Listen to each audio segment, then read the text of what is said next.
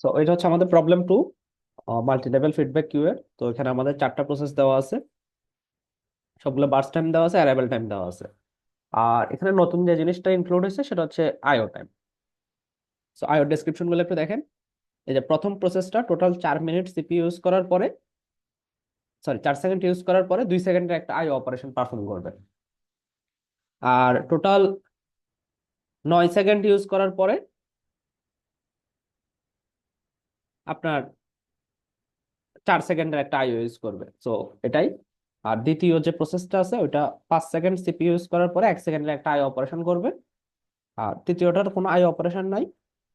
আর চতুর্থটা হচ্ছে আপনার 4 second CPU অ্যালোকেশনের পরে 5 সেকেন্ডের একটা আইও অপারেশন করবে। সো এই প্রবলেমগুলো সলভ করার সময় আপনাদের যে জিনিসগুলো একটু মাথায় রাখতে হবে সেটা হচ্ছে যে আহ, আপনাদের প্রত্যেকটা টাইম স্ট্যাম্পে চিন্তা করতে হবে যে আমাদের এখন অবস্থা কি বলতে বোঝাচ্ছে আমাদের যে ওয়েটিং কিউ আছে সেটা কি অবস্থা, সেটাতে নতুন কোনো প্রসেস অ্যাড হচ্ছে কিনা, বা নতুন কোনো প্রসেস শিডিউল করতে হবে কিনা সেটা। তারপর সেখানে সাথে সাথে সিপিইউ ইউজেস এর যে বিষয়টা সেটাও আপনাদের খেয়াল রাখতে হবে। এখন যেহেতু এখানে আইও এর একটা ইনক্লুশন হয়েছে, সো আইও কিউটাও একটু খেয়াল রাখতে হবে। দেন আইও অপারেশনটা কিভাবে হচ্ছে সেটাও দেখতে হবে। তাহলে প্রত্যেকটা টাইম স্ট্যাম্পে এই চারটার কোনোটা চেঞ্জ হচ্ছে কিনা, বা কোনো নতুন ইনক্লুশন আসতেছে কিনা, বা এক্সক্লুশন হচ্ছে কিনা, এই জিনিসগুলো একটু খেয়াল রাখতে হবে। বুঝতে পারছেন? হ্যালো, আমাকে শোনা যায়? হ্যাঁ স্যার। হ্যাঁ। তাহলে আপনাদের প্রত্যেকটা টাইম স্ট্যাম্পে আপনাদের এই চারটা জিনিসে কোনো আপডেট আসতেছে কিনা, বা কোনো নতুন কোনো কিছু ইনক্লুশন হচ্ছে কিনা সেই জিনিসগুলো একটু চেক করতে হবে। সো আমরা আস্তে আস্তে একটা একটা করে আগাই যে কি হবে। সো প্রথম টাইম স্ট্যাম্পে দেখেন কি হয়েছে, আমাদের নতুন একটা প্রসেস আসছে, এই যে অ্যারাইভেল টাইম 0 P1 আসছে। তাহলে P1 কে আমরা কোথায় রাখবো? আমাদের টপ কিউ প্রায়োরিটি। জিরোতে। হ্যাঁ, তাহলে Q0 তে P1 কে রাখলাম। তাহলে এই যে ওয়েটিং কিউতে প্রথমে রাখলাম।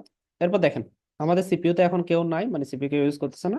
তো P1 কে সেখানে শিডিউল করলাম, এই যে 0তম সময়ে P1 কে শিডিউল করলাম। আইও তো এখন কেউ নাই, আইও ইউজও কেউ করতেছে না।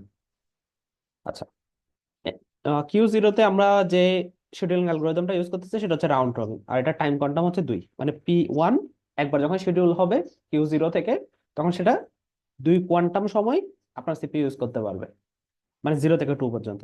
সো দেখেন এর পরবর্তী টাইম স্ট্যাম্পে কি হচ্ছে, মানে 1 নাম্বার টাইম স্ট্যাম্পে কি হচ্ছে, 1 নাম্বার টাইম স্ট্যাম্পে আমাদের নতুন আরেকটা প্রসেস আসছে P2। তাহলে সেটাতে কোথায় রাখবো? Q zero. Q0 তে, এই যে Q0 তে রাখলাম। সে কি শিডিউল হতে পারবে এখন? না, P1 আছে সিপিইউতে। P1 আছে সিপিইউ তে, সে 2 সেকেন্ডের জন্য সিপিইউ দখল করে নিছে। তো পারবে না। এবার সেকেন্ড টাইম স্ট্যাম্পে কি হবে, মানে 2 নাম্বার টাইম স্ট্যাম্পে কি হবে? নতুন কোনো প্রসেস আসে নাই, তাহলে Q0 তে কেউ নাই। ভালো। 2 নাম্বারে P1 হচ্ছে ডিশিডিউল হয়ে যাবে, ডিশিডিউল হয়ে সে কোথায় যাবে? এমএলএফ কিউতে আমরা কি দেখতেছিলাম, যখন ডিশিডিউল হয় তখন তাকে প্রায়োরিটি 1 ঘর কমায় দেওয়া হয়। ওকে, তার মানে তাকে একটু নিচের প্রায়োরিটিতে পাঠিয়ে দেওয়া হয়। তাহলে যে P1 যখন ডিশিডিউল হলো তাকে এখানে পাঠিয়ে দেওয়া হলো। বুঝতে পারছেন? তাহলে এই হ্যাঁ যে স্যার। Q1 এ পাঠিয়ে দেওয়া হলো। আচ্ছা, এখন আমাদের দেখেন সিপিইউ তে এখন স্যার, কেউ নাই। ইমপ্লয়ি হওয়ার আগে কি ডিশিডিউল করা যাবে না? জি স্যার। মানে স্যার, Q0 কি এমপ্লয়ি হওয়ার আগে ডিশিডিউল করা যাবে না? না না, এমটি হওয়ার কিছু না, এটা ডিশিডিউল করা হয়েছে। কারণ সে 2 টাইম কোয়ান্টাম ইউজ করার সুযোগ পাইছে, ওই জন্য 2 সেকেন্ড পর তাকে ডিশিডিউল করছে। ওকে এখানে স্যার। Q0 এমটি হওয়ার সাথে কোনো সম্পর্ক নাই আর কি। আচ্ছা, সো দেখেন 2 সেকেন্ডে হচ্ছে যে আমাদের P1 কে ডিশিডিউল করে নিছি। আর এখন আমাদের কিউতে কে আছে? P2। এই যে দ্বিতীয় সেকেন্ডে P2 কে শিডিউল করলাম নতুন করে। এখন দ্বিতীয় সেকেন্ডে এসে আমাদের কিউ এখন এমটি হয়ে গেছে। তাহলে এখানে অনেকগুলো কাজ হয়েছে। দ্বিতীয় সেকেন্ডে প্রথমে P1 আপনার Q1 এ এন্ট্রি নিছে, তা P2 ছিল Q0 তে, তাকে শিডিউল করছি। এখন হচ্ছে দ্বিতীয় সেকেন্ডে আমাদের ওয়েটিং কিউতে কেউ নাই। তাহলে এটা 2 থেকে 4 সেকেন্ডের জন্য আমাদের P2 কে শিডিউল করে দেওয়া হলো। এতটুকু পর্যন্ত বুঝতে পারছেন? হ্যাঁ স্যার। ওকে, তাহলে এর পরবর্তীতে আগাই।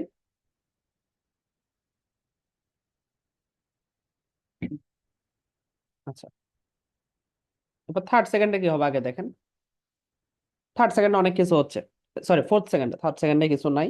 ফোর্থ সেকেন্ডে কি হচ্ছে দেখেন, ফোর্থ সেকেন্ডে P2 ডিশিডিউল হয়ে যাবে, দেখেন 2 থেকে 4, সে 2 টাইম কোয়ান্টাম ইউজ করে ফেলছে, তাকে Q2 তে পাঠাই দিব, এই যে Q2 তে অ্যাড করে দিছি। চতুর্থ সেকেন্ডে আমাদের নতুন আরেকটা প্রসেস আসছে P3, সেটাকে Q0 তে রাখছি। দেন আমাদের সিপিইউতে এখন কেউ নাই, তাহলে এই যে P3 কে সেটাতে শিডিউল করে দিলাম 2 সেকেন্ডের জন্য।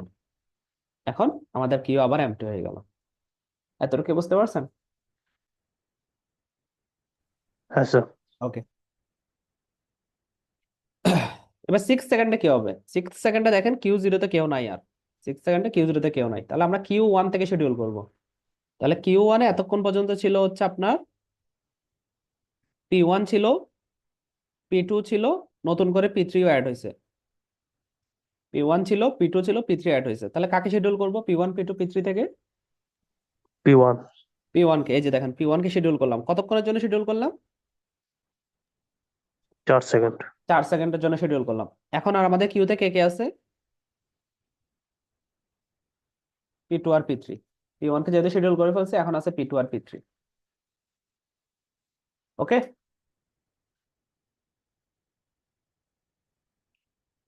এতটুকু পর্যন্ত বুঝতে পারছেন কিনা দেখেন। হ্যাঁ স্যার। ওকে। এবার দেখেন, তাহলে এই অবস্থায় যদি 6 সেকেন্ডে P1 শিডিউল হয়, তাহলে তার কতক্ষণ পর্যন্ত সিপিইউ ইউজ করার কথা? 4 সেকেন্ড। 4 সেকেন্ড হলে কতক্ষণ পর্যন্ত? 10 পর্যন্ত। কিন্তু প্রবলেম হইলো, সে যখন 2 সেকেন্ড ইউজ করবে মানে 8-এ আসবে, যখন সে 8-এ আসবে তখন তার 4 সেকেন্ডের সিপিইউ অ্যালোকেশন ফিল আপ হয়ে যাবে। তো 4 সেকেন্ডের সিপিইউ অ্যালোকেশন তার যখন ফিল আপ হবে, তার একটা 2 সেকেন্ডের আইও পারফর্ম করা লাগবে, তার মানে সে রানিং স্টেট থেকে আবার ওয়েটিং স্টেটে চলে যাবে, মানে আইওর জন্য যে ওয়েটিং স্টেট আছে সেখানে চলে যাবে। তো দেখেন কি হচ্ছে, যখন 8 সেকেন্ড হইলো, এই যে 8 সেকেন্ড হইলে তখন সে ডিশিডিউল হয়ে এই যে দেখেন আইওর ওয়েটিং কিউতে চলে আসছে। ওকে। যখন 8 সেকেন্ড হলো তখন সে আইওর ওয়েটিং কিউতে চলে আসে, কারণ তার টোটাল 4 সেকেন্ডের সিপিইউ অ্যালোকেশন ফিল আপ হয়েছে। এখন 2 সেকেন্ডের একটা আইও, দেখেন 2 সেকেন্ডের একটা আইও রিকোয়েস্ট নিয়ে সে আইও কিউতে আসলো। এখন আমাদের নতুন করে আবার চিন্তা করতে হবে কি কি। তাহলে দেখেন 4 সেকেন্ড আইওতে তাকে ইনক্লুড করলাম 4 সেকেন্ড পরে। এরপর আমাদের সিপিইউতে কি কেউ এখন আছে? যদি আট না। সেকেন্ডে P1 কে ডিশিডিউল করে দিই, তাহলে এখন সিপিইউতে কেউ আছে? না। তাহলে সিপিইউতে নতুন কাউকে অ্যালোকেট করতে হবে, কাকে অ্যালোকেট করব? P2। এই দেখেন P2 আর P3 ছিল, তাহলে প্রথমে যে আছে সেটা, এই যে P2 কে অ্যালোকেট করলাম। আচ্ছা। এবার আইও কিউতে, আইওটা কি কেউ এখন ইউজ করতেছে? এই যে ইনপুট আউটপুটের যে ডিভাইসটা সেটা কেউ ইউজ করতেছে? P1। কেউ ইউজ করতেছে না, ওই জন্য P1 কে শিডিউল করলাম, এই যে 8 সেকেন্ডে এসে P1 কে শিডিউল করে দিলাম। তাহলে আপনাদের এই প্রত্যেকটা টাইম স্ট্যাম্পে এই 4টা জিনিসের চেক করতে হবে, মানে চেক ইন করতে হবে যে এখন কি অবস্থা। প্রত্যেকটা টাইম স্ট্যাম্পে চিন্তা করতে হবে এই 4টা জিনিসের নতুন কোনো ইনক্লুশন আসতেছে কিনা বা নতুন কোনো আপডেট করতে হবে কিনা। ওকে। তো এটা, স্যার, হ্যাঁ বলেন। প্রতি টাইম স্ট্যাম্প মানে প্রতি সেকেন্ডে এটা চেক হ্যাঁ, করবো তাই না? 0তম সময়ে, 1তম সময়ে, 2তম সময়ে, 3তম সময়ে, এভাবে করে করে যাবেন। মানে প্রতি এক সময় মানে 1 সেকেন্ড পর পর এই 4টার কোনোটাতে কোনো চেঞ্জ আসতেছে কিনা আপনাকে দেখতে হবে। আচ্ছা, এরপর দেখেন, তাহলে 8 সেকেন্ডে P2 কে দিলাম, তাহলে P2 যদি 8 সেকেন্ডে আপনার শিডিউল হয়, তাহলে তার কতক্ষণ ইউজ করতে পারার কথা? 4 সেকেন্ড। 4 সেকেন্ড, মানে 10 পর্যন্ত ইউজ করতে 4 সেকেন্ড হলে 12 পর্যন্ত ইউজ করতে পারার কথা। কিন্তু সে যখন 11তম সময়ে যাবে, তখন দেখবেন যে তার 5 সেকেন্ডের সিপিইউ অ্যালোকেশন ফিল আপ হয়ে যাবে। ওকে। তো আমরা দেখি, আমরা 8 পর্যন্ত পেয়ে গেছি, 8-এ এসে P2 কে অফার করছে। 9তম সময়ে কি কোনো চেঞ্জ আসতেছে? 9 সেকেন্ডে, এই 4টার মাঝে 9 সেকেন্ডে কোনো চেঞ্জ আসবে? নতুন কোনো প্রসেস আসতেছে না, তার মানে Q0 তে কোনো চেঞ্জ আসতেছে না, এটা তো কোনো চেঞ্জ আসতেছে না, এটা তো কোনো চেঞ্জ আসতেছে না, আইও কিউ তো নতুন কারো ইনক্লুশন হচ্ছে না 9তম সেকেন্ডে, আই অপারেশনে 9তম সেকেন্ডে শেষ হচ্ছে না, তাহলে 9তম সময়ে আমাদের কোনো চেঞ্জ নাই। এরপর 10তম সময়ে কি কোনো চেঞ্জ আছে? Q0 তে নতুন কেউ আসতেছে না, তাহলে 10তম সময়ে কেউ নাই, এটা তো কেউ আসতেছে না, কেউ নাই, এখানেও কেউ নাই। আইও থেকে 10তম সময় কেউ আসবে? না। না, আসবে না। এখানে কি 10তম সময়ে কোনো চেঞ্জ আসবে? হ্যাঁ, ওই যে P1টা শেষ হয়ে পি যাবে ওয়ানটা শেষ হয়ে যাবে, 10তম সময়ে এসে P1টা শেষ হয়ে যাবে। তাহলে শেষ হয়ে গেলে তাকে সেখান থেকে বের করে আনতে হবে। বের করে কোথায় রাখবো? Q0-তে। Q0-তে রাখবো। তাহলে দেখেন 10তম সময়ে, এই যে 10তম সময়ে আবার Q0-তে P1 চলে আসছে। বুঝতে পারছেন? স্যার Q2-তে না গিয়ে Q0-তে কেন হলো? যখনই কোনো রেডি স্টেটে আসবে আমরা ধরে নিব সেটাকে Q0-তে নিয়ে যাব। এই দেখেন ওয়েটিং স্টেট থেকে আবার রেডি কিউতে আসছে, তাহলে তাকে Q0-তে নিয়ে যাব, তাই না? ওয়েটিং পিরিয়ড, সে যখন আইও ইউজ করা শেষ করছে, আইও ইউজ করা শেষ করে সে এখন কোথায় যাবে? আবার রেডি স্টেটে আসবে না? তো যখন এই রেডি স্টেটে আসবে তাকে আমরা Q0-তে ইনক্লুড করে দিব। যেটু কোয়েশ্চেনটা করছেন বুঝতে পারছেন? জি স্যার। ওকে। এরপর 10তম সময় পর্যন্ত গেল, 11তম সময়ে কোনো চেঞ্জ আসবে এখানে?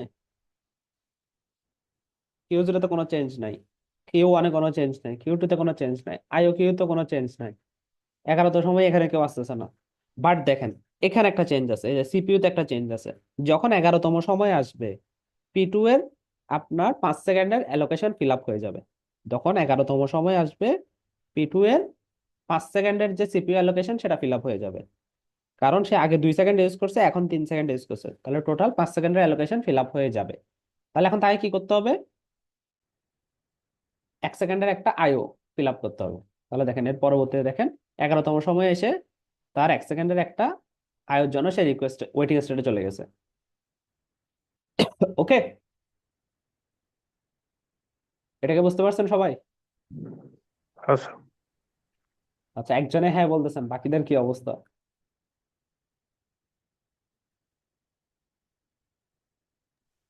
জি স্যার, বুঝতে পারছি স্যার। আচ্ছা, বুঝতে পারছেন। 11তম সময়ে আমাদের নতুন কোনো প্রসেস আসতেছে না, তাহলে Q0-তে কোনো ইনক্লুশন আসতেছে না। সিপিইউ 11তম সময় আমাদের সিপিইউ খালি, তাহলে একটা শিডিউল করতে হবে। তাহলে কাকে শিডিউল করব? P1। Q0 থেকে কাউকে শিডিউল করব? Q0-তে আছে হচ্ছে P1, এই যে P1 কে শিডিউল করলাম।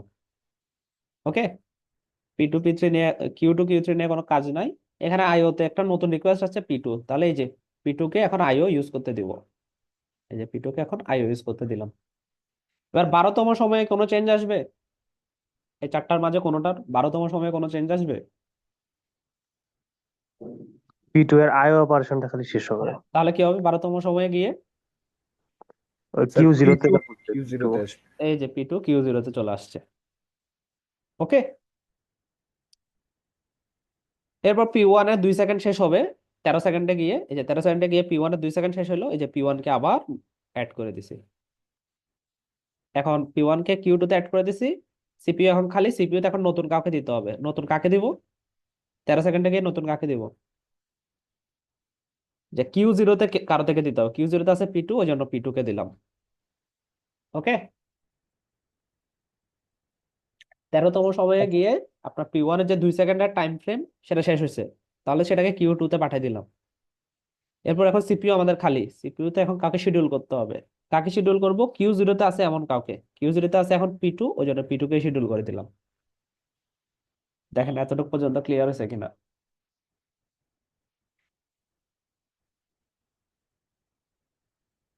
তো এটা যদি হয় এরপর নেক্সট আগাই। এবার 14তম সেকেন্ডে কোনো চেঞ্জ আসবে? নতুন কোনো কিন্তু প্রসেস আসতেছে না 14তম সময়ে, কারো কোনো আইও অপারেশনও নাই। P2 এর যেটা আইও অপারেশন ছিল সেটা অলরেডি করে ফেলছে, সেটা ডান। 15তম সময়ে, 15তম সময়ে একটা চেঞ্জ আসবে। দেখেন 15তম সময়ে P2 এর টাইম শেষ হবে, সেটাকে এখানে আবার নতুন করে অ্যাড করে দেবো। এবার আমাদের সিপিইউ খালি।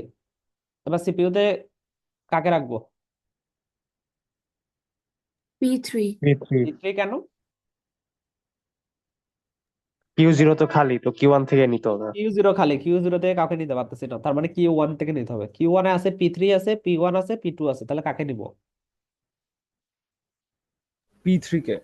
P3 কে নিব, যেটা ফার্স্টে আছে সেটা, এই যে P3 কে নিলাম। তাহলে কতক্ষণের জন্য নিব? 4 4 সেকেন্ড। সেকেন্ড। তাহলে সে 19 পর্যন্ত সে ইউজ করবে। ওকে, তাহলে সে 19 পর্যন্ত সেটা ইউজ করলো। এবার 19তম সময়ে গিয়ে আমাদের কি অবস্থা হবে? আমাদের সিপিইউতে এখন কেউ নাই। এই দেখেন P3 কে এখন Q3-তে পাঠিয়ে দিছি, মানে Q2-তে পাঠিয়ে দিছি। কারণ সে Q1 থেকে একবার শিডিউল হয়েছে, এখন তাকে তার পরবর্তী লেভেলে পাঠিয়ে দিয়েছি 19তম সেকেন্ডে গিয়ে। এখন আমাদের সিপিইউ খালি। এখন সিপিইউ তে কাকে শিডিউল করব? P1 কে। কিউ 1, কিউ 1 থেকে কাউকে সিলেক্ট করতে হবে। তাহলে কাকে সিলেক্ট করতে হবে? পি ওয়ান আছে, পি2 আছে, তাহলে পি1 কে সিলেক্ট করলাম। এতটুকু কি বোঝা গেছে? জি স্যার। ওকে, এতটুকু যদি বুঝতে পারেন তাহলে তো ভালোই। তাহলে পি1 কে শিডিউল করলাম। এরপর 20তম সেকেন্ডে গিয়ে কোনো চেঞ্জ আসবে? হ্যাঁ, P4 অ্যারাইভ হবে পি4 কিউ এর নট। হবে, সেটা হচ্ছে কিউ 0 এ পি4 কে রাখবেন। এই যে দেখেন, 20তম সেকেন্ডে কিউ 0 এ পি4 কে রাখলাম। সিপিইউ থেকে কি কোনোটা বের হয়ে যাবে 20তম সময়ে গিয়ে? স্যার 20তম সময়ে গিয়ে Q0 থেকে P4 আসবে।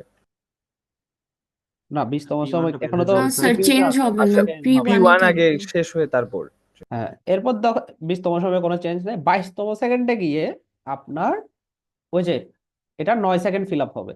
পি1 এর 9 সেকেন্ড ফিল আপ হয়ে যাবে। দেখেন এখানে 2 সেকেন্ড, এখানে 2 সেকেন্ড, 2 সেকেন্ড, 4 সেকেন্ড, এখানে 2 সেকেন্ড, 6 সেকেন্ড, এখানে 3 সেকেন্ড, 9 সেকেন্ড। 9 সেকেন্ড হলে তার একটা 4 সেকেন্ডের আইও লাগবে।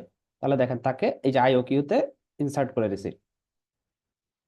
তাকে আইও কিউতে ইনসার্ট করে দিছি। এবার আমাদের সিপিইউ তো খালি। এখন সিপিইউ তে কাকে শিডিউল করব?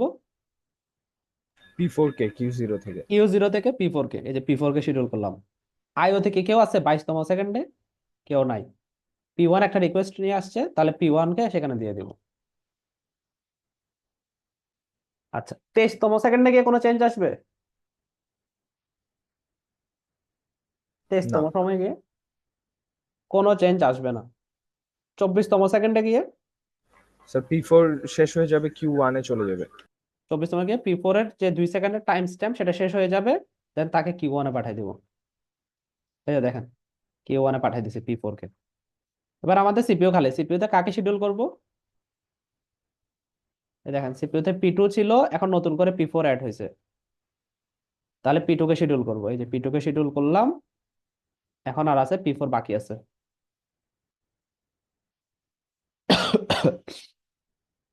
এখন পি2 হচ্ছে 4 সেকেন্ডের জন্য শিডিউল হবে।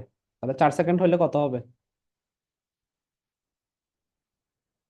28 পর্যন্ত হওয়ার কথা, কিন্তু তার 28 পর্যন্ত দরকার নাই, কারণ তার বার্স টাইম হচ্ছে 8। তাহলে তার পি2 এর টাইম শেষ 25-এ পি2 শেষ হয়ে যাবে। এই যে পি2 এর 1 সেকেন্ড লাগতো, সে 1 সেকেন্ড নিয়ে শেষ, 25-এ শেষ। 25-এ যদি শেষ হয়ে যায়, সিপিইউ এখন খালি। তাহলে এখন সিপিইউ তে কাকে দিব? P4। কিউ 0 তে কেউ নাই, কিউ 1 এ আছে একটা পি4, তাহলে পি4 কে দিব। এই যে পি4 কে দিলাম। কতক্ষণের জন্য দিব? 4 সেকেন্ড। 4 সেকেন্ডের জন্য দিব, কিন্তু সে 2 সেকেন্ড ইউজ করার পরে তার একটা আইও রিকোয়েস্ট আসবে, তখন সে আইওতে চলে যাবে। ওকে। জি স্যার। আচ্ছা, সো এটাই। আর সে আইওর জন্য চলে যাবে। আর এখানে পি1 এরও আপনার শেষ হয়ে যাবে 26তম সেকেন্ডে গিয়ে। পি1 এর কাজ শেষ। শেষ হয়ে গেলে সে আবার কিউ 0 তে চলে আসবে। পি4 এর লাগবে হচ্ছে 4 সেকেন্ড, মানে হচ্ছে 27 সেকেন্ড পর্যন্ত সে ইউজ করবে। 26তম সেকেন্ডে পি1 এখানে চলে আসছে আইও পরে। আর ও আইও রিকোয়েস্টে চলে গেছে। যে পি4 দেখেন আইও রিকোয়েস্টে চলে গেছে, কারণ তাকে আইওতে শিডিউল করলাম। এরপর পি1 আবার শিডিউল হবে। এই যে শিডিউল করলাম কত সেকেন্ডের জন্য? 2 সেকেন্ডের জন্য। তারপর তাকে আবার কিউ 2 তে পাঠিয়ে দিব। এখন যদি কাউকে শিডিউল করার দরকার পড়ে, পি1 কে শিডিউল করব। তো এভাবে করে বাকিটা চালাবেন আর কি। জাস্ট প্রত্যেকবার এই 4টা চেকলিস্ট চেক করবেন প্রত্যেকটা টাইম স্ট্যাম্পে।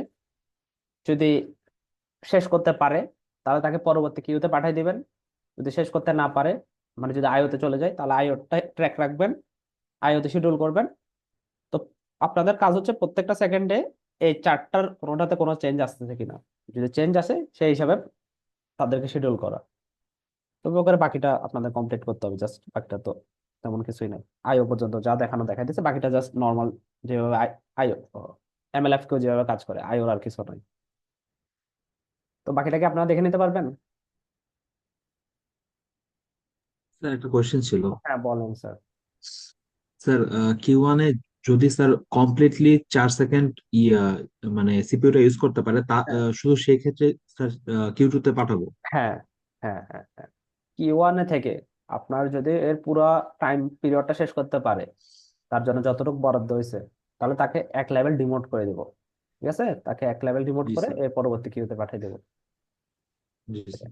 মানে এমএলএফ কিউর যে প্রপার্টি ওটাই। তো এটা একটু বাসায় ভালো মতো প্র্যাকটিস করেন। মানে আপনাকে আসলে চারটা জিনিস প্যারালালি ট্র্যাক রাখা একটু কঠিন, মানে ভালো মতো প্র্যাকটিস না করলে পারবেন না আর কি। এখানে অনেক কিছু হচ্ছে একসাথে।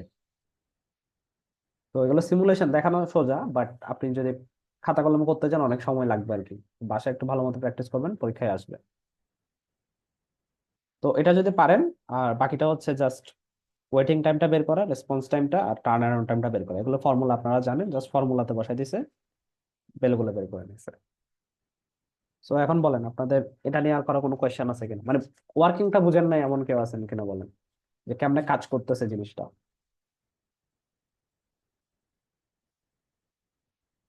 ওয়ার্কিংটা বুঝেন নাই এমন কেউ থাকলে বলেন।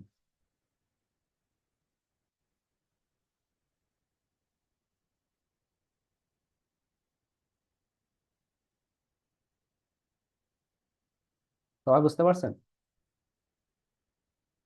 জি স্যার। ওকে, দেখে হাত তুলেন তো, দেখে কজন বুঝতে পারছেন ওয়ার্কিংটা। একজন,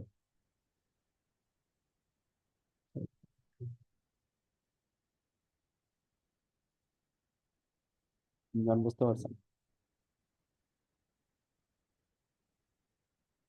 তো এই চারটা জিনিস আপনারা সবসময় ট্র্যাক রাখবেন, যে সিপিইউ এর জন্য যে ওয়েটিং কিউটা আছে সেখানে নতুন কোনো ইনক্লুশন আসতেছে কিনা, সিপিইউ এখন কি ইউজ হচ্ছে কি হচ্ছে না সেই হিসাবে শিডিউল করতে হবে কি হবে না, আইও কিউতে নতুন কোনো ইনক্লুশন আসতেছে কিনা, দেন আইও ডিভাইসটা কেউ ইউজ করতেছে কি করতেছে না। শিডিউলিং প্রসেস পুরাটাই সেম। প্রত্যেকটা সেকেন্ডে এই চারটা জিনিসের টিক করবেন যে করছেন কিনা, এভাবে করে করে আগাবেন। তো 45 সেকেন্ড পর্যন্ত আগানো লাগছে এখানে, এটাই তো।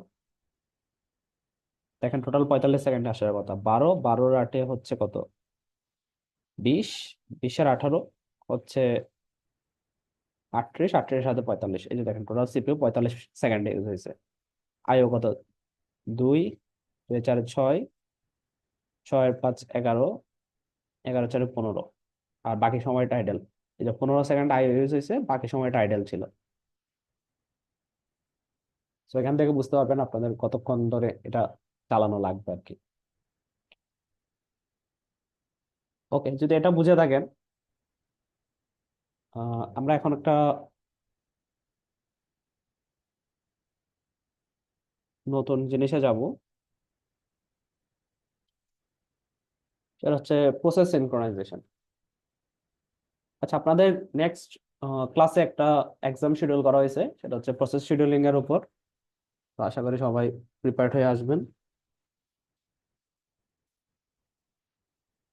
আর এই তো, আর আপনাদের অ্যাসাইনমেন্টের ডেডলাইন একটু বাড়ানো হয়েছে, সেটা তো জানেন আশা করি।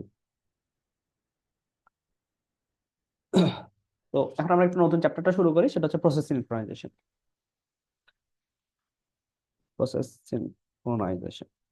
তো প্রসেস সিনক্রোনাইজেশন মানে কি? আচ্ছা আগে বলেন সিনক্রোনাইজেশন মানে কি?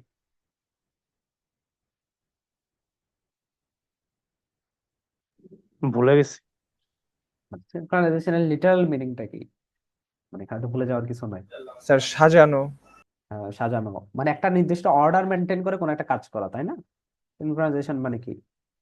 জাস্ট একটা অর্ডার মেনটেন করে একটা কাজ করতেছেন। সো এখানে প্রসেস সিনক্রোনাইজেশন মানে কি তাহলে? তো প্রসেস সিনক্রোনাইজেশন মানে আমরা এবার চিন্তা করতে পারি একটা প্রসেসের পর একটা প্রসেস কিভাবে এক্সিকিউট করাবেন সেটার একটা অর্ডার। ওকে, তো দেখি আমরা তাহলে এটা কি কাজে লাগে সেটা আমরা দেখি। আচ্ছা, আমরা যে প্রসেস গুলো শিখলাম, আমাদের সিস্টেমে কি সবসময় একটা প্রসেসে থাকে? ধরেন একটা সিপিইউ আছে, সেখানে কি একটা প্রসেসে রান হতে পারে নাকি মাল্টিপল প্রসেস রান হতে পারে? মাল্টিপল। ধরেন দুইটা প্রসেস আছে, P1 আর P2, মাল্টিপল প্রসেস একসাথে রান হতে পারতেছে। বা থ্রেডের কথা চিন্তা করেন, আমরা একসাথে মাল্টিপল থ্রেড ক্রিয়েট করতে পারি একটা প্রসেসের মাঝে, তাহলে মাল্টিপল থ্রেড একসাথে রান হইতে পারে। সো মাল্টিপল থ্রেড তাহলে একটা সিপিইউতে কেমনে রান হয়, একটা পর একটা নাকি কনকারেন্টলি?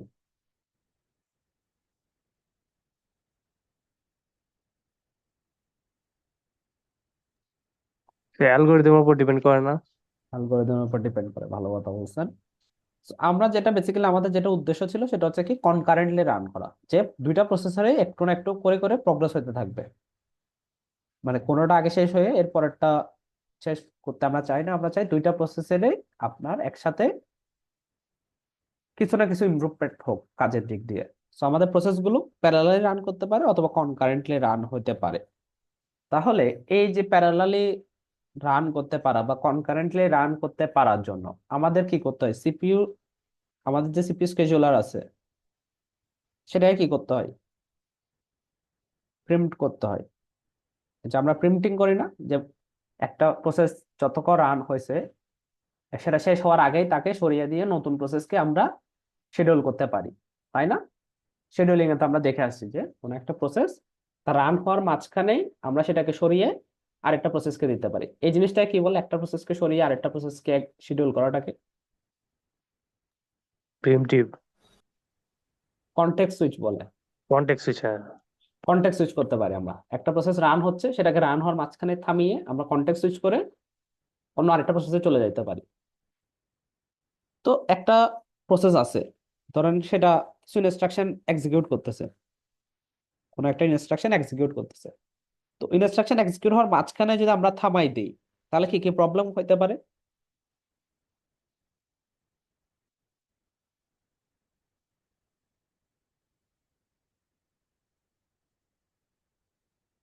নাকি প্রবলেম হওয়ার কোনো সুযোগ নাই? প্রোগ্রেসটা নষ্ট হতে পারে। প্রোগ্রেসটা নষ্ট হতে পারে, ওকে ঠিক আছে। আচ্ছা, তো আমরা কি দেখতেছি, আমাদের শিডিউলার চাইলে যে কোনো প্রসেসকে থামিয়ে তার রান হওয়ার মাঝখানে বা এক্সিকিউট হওয়ার মাঝখানে থামিয়ে অন্য প্রসেসকে নিয়ে যেতে পারতেছে, মানে একটা প্রসেস তার রানিং হওয়ার মাঝখানেই, সরি, ইন্টারাপ্ট হইতে পারতেছে। এখন এটার জন্য কি প্রবলেম হইতে পারে আমি একটা এক্সাম্পল দিয়ে বুঝাই, তাহলে আপনারা বুঝতে পারবেন। ধরেন আপনার কাছে একটা গ্লোবাল ভেরিয়েবল আছে কাউন্ট, কাউন্টের মান ধরেন 1, ওকে?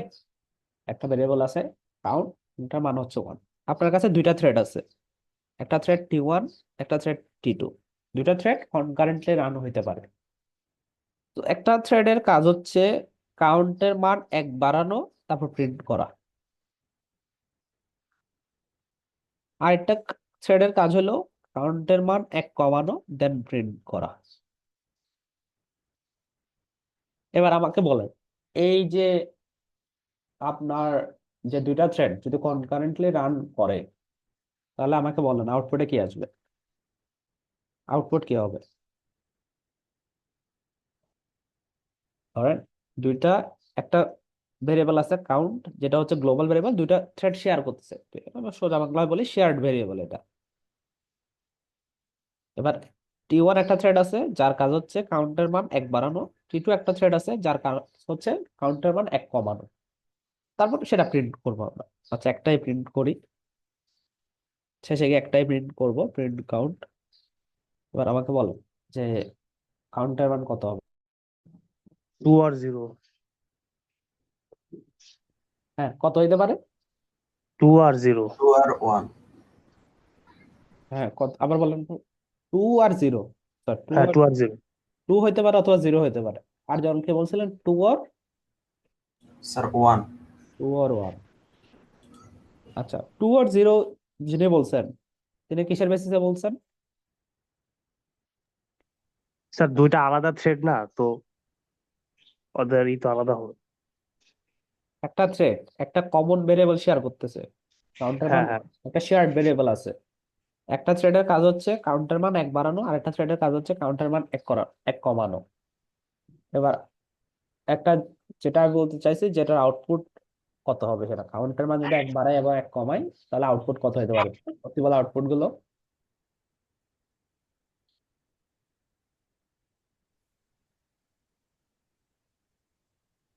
T1 এর জন্য ও হচ্ছে 1 বাড়ায় দিবে, হ্যাঁ 1 থেকে 2 হবে, তার T2 এর জন্য ও তো 1ই পাবে কাউন্টের মান, কারণ যেহেতু এটা শেয়ার্ড গ্লোবাল ভ্যারিয়েবল। আচ্ছা, ধরেন T1 আগে রান হলো, দেন T2 রান হলো, তাহলে T1 কি করবে, কাউন্টার মান 1 বাড়াই দিবে, তার মানে এখন কাউন্টার মান হয়ে গেছে 2। এরপর ধরেন T2 রান হলো, সে কাউন্টার মান 1 কমাই দিবে, তাহলে এখন কাউন্টার মান কত হবে, আবার 1। তাহলে প্রিন্ট করলে কত প্রিন্ট হবে,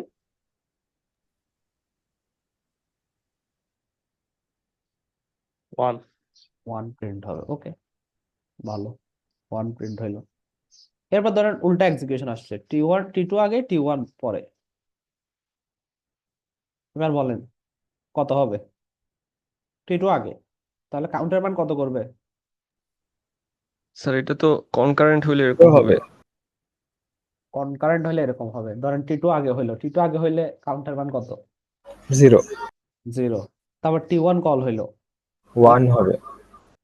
T1 যদি কল হয় তাহলে কত হবে, 1 হবে। তাহলে আউটপুটে কত আসবে, 1। বুঝতে পারছেন? তো এখানে যে জিনিসটা আমরা অ্যাড্রেস করলাম, দেখলাম যে কি T1 আর T2 দুইটা থ্রেড রান হচ্ছে, যাদের কাজ হচ্ছে শেয়ার্ড ভেরিয়েবলকে চেঞ্জ করা। তো এটা যদি নর্মাল প্রসেস এক্সিকিউশন হয়, তো দেখা যাচ্ছে আমরা দুই ক্ষেত্রে সেম রেজাল্ট পাচ্ছি। এবার আপনারা যারা 2 আর 0 বলছিলেন, এবার বলেন কিসের বেসিসে বলছেন?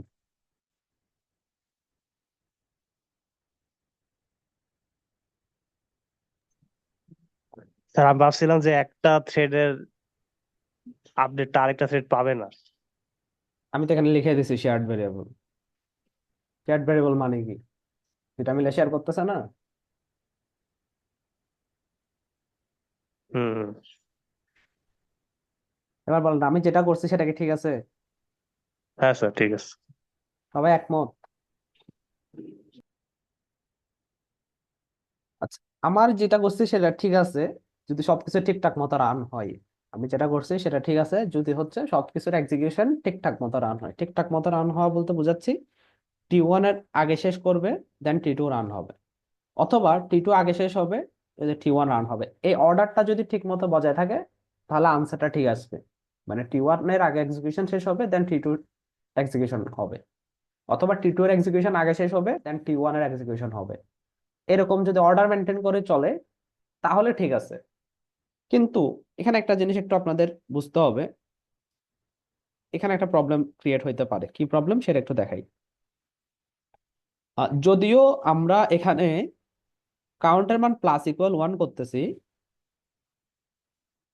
বা কাউন্টের মান -=1 করতেছি, তো আপাত দৃষ্টিতে এটা আমাদের কাছে শুধুমাত্র একটাই ইনস্ট্রাকশন, কাউন্ট +=1, কাউন্ট -=1। আপাত দৃষ্টিতে আমাদের কাছে সেটা একটাই ইনস্ট্রাকশন। বাট যারা 340 করছেন তারা হয়তো জানেন এই জাতীয় ইনস্ট্রাকশন গুলো যখন আমাদের এক্সিকিউট করতে হয়, তখন এই যে ভেরিয়েবলে কোনো চেঞ্জ আনতে হলে সেগুলোকে আমাদের রেজিস্টারে রেখে কাজ করতে হয়। তাহলে কাউন্ট +=1 মানে আসলে যে ইনস্ট্রাকশন সেটটা সেটাতে কনভার্ট হবে সেটা হচ্ছে, ধরেন একটা রেজিস্টার আছে R1 এর প্রথমে কাউন্টের ভ্যালুটা স্টোর হবে, দেন আমরা R1 = R1 + 1 করব, মানে রেজিস্টারের যে ভ্যালুটা আছে সেটার সাথে 1 যোগ করব। দেন যেটা করব সেটা হচ্ছে কাউন্ট = R1 করব। ওকে, তাহলে এই যে কাউন্ট +=1 এটা অ্যাকচুয়ালি এই তিনটা ইনস্ট্রাকশনে কনভার্ট হয়ে যাবে। অনুরূপভাবে এখানে ধরে নেন একটা R2 আছে, সেটা কাউন্টের মান রাখবে, R2 এর মান হবে R2 - 1, এরপর হচ্ছে কাউন্ট = R2। এভাবে করে হয়। আপনি যখন এই ইনস্ট্রাকশনটা পান হাই লেভেলে, তখন এটা যখন লো লেভেল ল্যাঙ্গুয়েজে কনভার্ট করেন, এভাবে রেজিস্টারে রেখে কাজটা করতে হয়। যারা 340 করে আসেন তারা তো অলরেডি জানেন, বা যারা জানেন না তারা পরে জানবেন। তাহলে এই যেগুলো আপাত দৃষ্টিতে একটা ইনস্ট্রাকশন মনে হইলেও এখানে অ্যাকচুয়ালি মাল্টিপল ইনস্ট্রাকশন। তো এখন দুইটা প্রসেস ধরেন কনকারেন্টলি রান হচ্ছে, তাহলে প্রথমে ধরেন T1 রান হবে, দেন T2 রান হবে, দেন না ধরেন T1, আচ্ছা T1 রান হবে, T2 রান হবে। যেহেতু 6টা ইনস্ট্রাকশন, ধরে নেন প্রত্যেকবারে একটা করে ইনস্ট্রাকশন রান হইতে পারে। তাহলে R1 এর ভ্যালু কত হচ্ছে, ধরেন T1 রান হচ্ছে, তাহলে T1 হচ্ছে এই লাইনটাকে এক্সিকিউট করবে, তাহলে R1 এর ভ্যালু কত পাবে? 1 1। ওকে, এরপর আবার ধরেন T1 এর সুযোগ আসছে, তাহলে R1 এর ভ্যালু এখন কত? 2 2। এরপর আবার T1 সুযোগ পাইছে, এখন বলেন কাউন্টার ভ্যালু কত? 2 হয়ে যাবে। 2 হয়ে যাবে। ওকে, ভালো। এরপর ধরেন T2 সুযোগ পাইছে, এখন বলেন কাউন্টার ভ্যালু কত? 2 কাউন্টার ভ্যালু এখন 2 হয়ে গেছে, তাহলে 2। তাহলে R2 এর ভ্যালু কত? 1 1। ওকে, এরপর কাউন্টার ভ্যালু কত? 1 1। তাহলে আমাদের আগের মতোই আছে। এখন আমি ধরেন এক্সিকিউশন অর্ডারটা এরকম করে দিলাম, T1 T1 T2 T1 T2 T2। যদি এক্সিকিউশন অর্ডারটা এরকম করে দিই, এখন কি হবে দেখেন। এখন আমাদের এক্সিকিউশন অর্ডারটা আমি চেঞ্জ করে দিছি, এখন আমাকে বলেন কি হবে। কথা বলেন, T1 সুযোগ পাচ্ছে, সে R1 এর ভ্যালু কত দেখবে? 1 1। ওকে, তো আবার T1 সুযোগ পাচ্ছে, সে R1 এর ভ্যালু কত দেখবে? 2 2। ওকে, ভালো। এবার T2 সুযোগ পাইছে, তার জন্য R2 এর ভ্যালু কত হবে?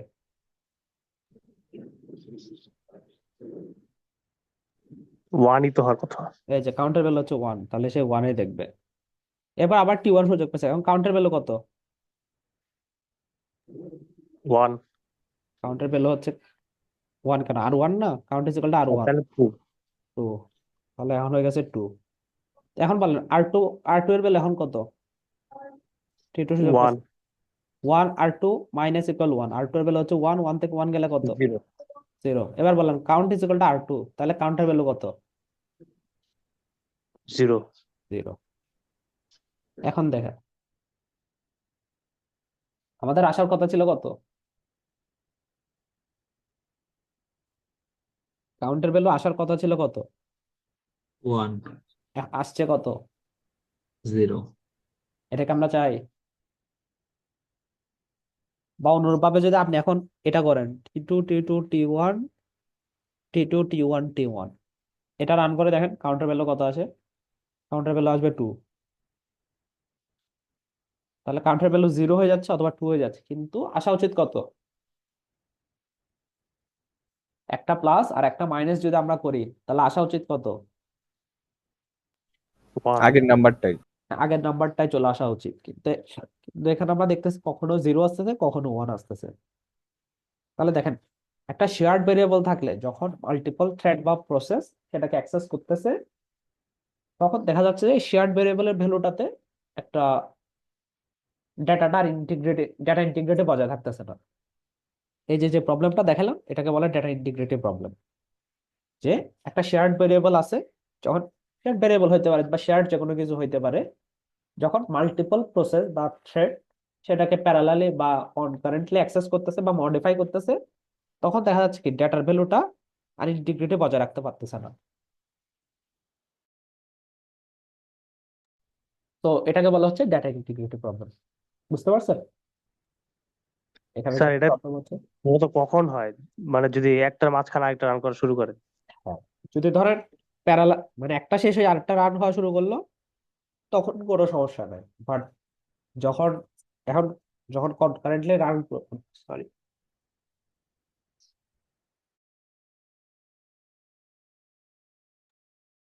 যখন স্যার ওরা যেহেতু শেয়ার্ড ভ্যারিয়েবল ইউজ করতেছে, ওরা সেম রেজিস্টার নেওয়ার কোনো অপশন নাই? সেম রেজিস্টার বলতে, মানে একই রেজিস্টারে কাউন্টটাকে নিয়ে কাজ করব, যেমন এখানে R1 হ্যাঁ, R2 প্রথম নিছে। কথা বলি, যদি দুইটা প্রসেস থাকে, দুইটা প্রসেসের সবকিছুই আলাদা, রেজিস্টার সেট মেমোরি সেট সবকিছুই আলাদা। আপনাদের যেটা শেয়ার করা দুইটা জিনিস দেখাচ্ছিলাম, একটা হচ্ছে কি শেয়ার্ড মেমোরি, একটা হলো মেসেজ। আর একটা হলো মেসেজ পাসিং। ওকে, তাহলে ধরেন এদের একটা শেয়ার্ড মেমোরি আছে, বাকি সবকিছুতে আলাদা। মানে রেজিস্টার সেট আলাদা, স্ট্যাক আলাদা, কিউ আলাদা, সবকিছুতে আলাদা। কিউ তো না, মানে হিপ হিপ আলাদা, সবকিছুতে আলাদা। বাট একটা ভেরিয়েবল শেয়ার্ড আছে বা যে কোনো একটা রিসোর্স শেয়ার্ড আছে। তাই শেয়ার্ড রিসোর্সটাকে যখন তারা অ্যাক্সেস করতে যাচ্ছে, দেখা যাচ্ছে সেটার ভ্যালুটা সেম থাকতেছে না বা ডাটাটাতে এটা ইনট্যাক্ট থাকতেছে না, একটা প্রবলেম ক্রিয়েট হচ্ছে। বুঝতে পারছেন এটা? তো আপনি যদি প্যারালালি বা কনকারেন্টলি রান করতে যান, দেখেন যদি একটার পর একটা রান হইতো কোনো সমস্যা নাই, কোনো প্রবলেম হচ্ছে না, এটার ক্ষেত্রে একই আসছিল। কিন্তু যখন ইন্টারলিভড হয়ে যায় তখন একটা প্রবলেম দেখা দেয় যে কোনটার পর কোনটা আসতেছে, এটার উপর বেসিস করে আমাদের আউটপুট চেঞ্জ হয়ে যাচ্ছে। তো আমরা চাই সবসময় কনসিস্টেন্ট আউটপুট। তো এই কনসিস্টেন্ট আউটপুটটা বজায় রাখার জন্য আমাদের যেটা করতে হবে সেটা হচ্ছে সিনক্রোনাইজেশন করতে হবে। আমরা ধরে নিব যে কোনটার পর কোনটা রান হবে সেটা আমরা আগে থেকে ডিসাইড করে রাখবো, বা কিভাবে রান হবে এই জিনিসটা আগে থেকে ডিসাইড করে রাখবো। ওকে, দেখেন প্রবলেমটা কি বুঝতে পারছেন?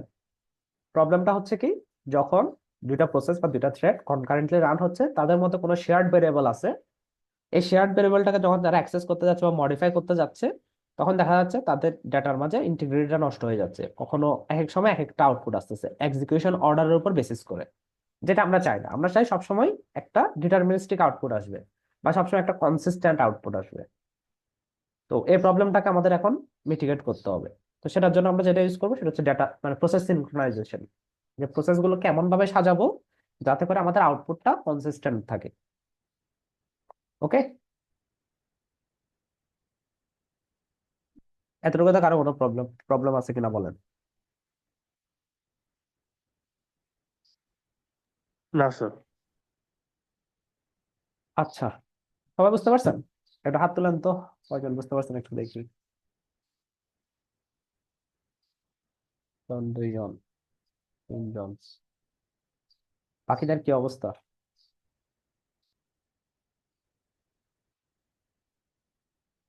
আহ, চারজন বুঝতে পারছেন। আচ্ছা, ঠিক আছে, যদি বুঝতে পারেন নেক্সট আগাই। সো এই প্রবলেমটা নিয়ে আগে একবার আপনাদের দেখা হয়েছিল, প্রডিউসার কনজিউমার প্রবলেম।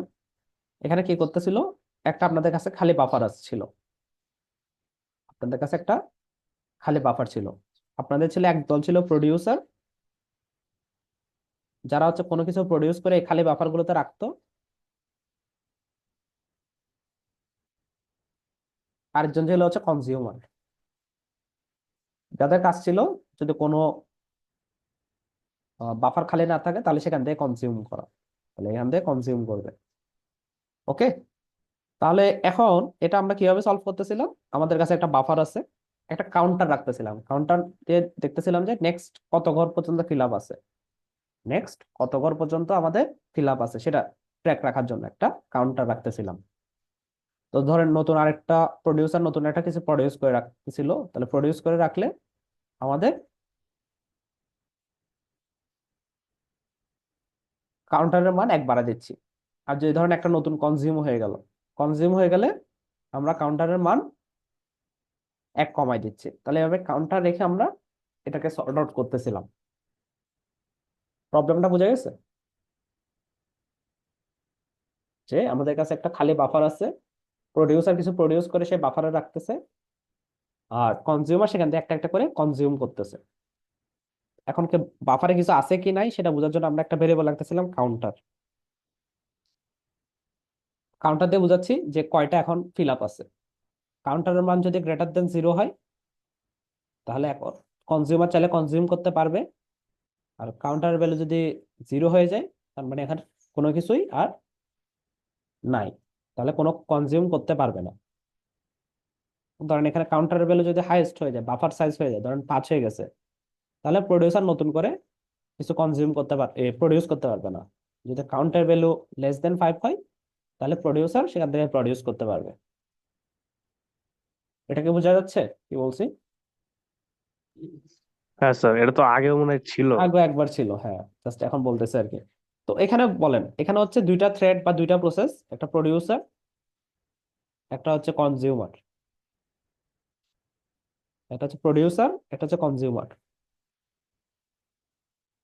তাহলে তারা দুইটা মিলে একটা জিনিস শেয়ার করতেছে, সেটা কি একটা বাউন্ডেড বাফার শেয়ার করতেছে। তো এখানে ডেটা ইন্টিগ্রিটি প্রবলেমটা কোত্থেকে আসতে পারে বলেন তো? মানে এই যে দুইটা থ্রেড একটা কমন জিনিসকে শেয়ার করতেছে, তাহলে এখানে এখন যে আপনাদের ডেটা ইন্টিগ্রিটি প্রবলেম দেখাইলাম, সে প্রবলেমটা কোথায় গিয়ে সর্ট আউট হইতে পারে, মানে সরি কোথায় গিয়ে এটা পাইতে পারেন? কাউন্টারে। কাউন্টারে, এই যে কাউন্টারের ভ্যালু প্লাস প্লাস করতেছেন, কাউন্টারের ভ্যালু মাইনাস মাইনাস করতেছেন। তাহলে কোন একটা কারণে যদি এরকম প্রবলেম তৈরি হয়, তখন একটা প্রবলেম তৈরি হয়ে যাবে। তো এই যে এই ডাটা ইন্টিগ্রিটি প্রবলেমটা আপনাদের এখানেও বর্ণনা করে দেওয়া হয়েছে যে কিভাবে ডাটা ইন্টিগ্রিটি প্রবলেমটা হয়। আমাদের তো এখন যেটা বললাম কি, আমাদের প্রসেসগুলো যদি একটার পর একটা সিকোয়েন্সিয়াল ম্যানারে রান হইতো, আমাদের কোনো প্রবলেম হইতো না। প্রবলেমটা যখন হয়, তারা যখন আউট অফ অর্ডার হয়ে যায়। আউট অফ অর্ডার যখন হয়ে যায়, তখন হচ্ছে আউটপুটটা ডিপেন্ড করে তারা কোন অর্ডারে এক্সিকিউট হচ্ছে।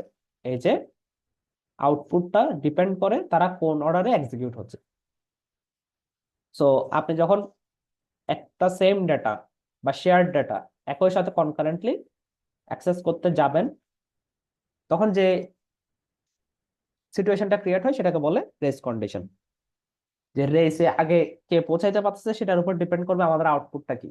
তাহলে এটা বলে রেস কন্ডিশন। যখন মাল্টিপল প্রসেস বা মাল্টিপল থ্রেড একই সাথে কোনো একটা ডেটা কনকারেন্টলি আপডেট করতে চাচ্ছে বা ম্যানিপুলেট করতে চাচ্ছে, তখন একটা রেস কন্ডিশন ক্রিয়েট হয়। তো এই রেসে যে জয়ী হবে, মানে যার আগে যে রান করতে পারবে, এটার উপর বেসিস করে আপনার আউটপুটটা কি হবে সেটা নির্ভর করবে।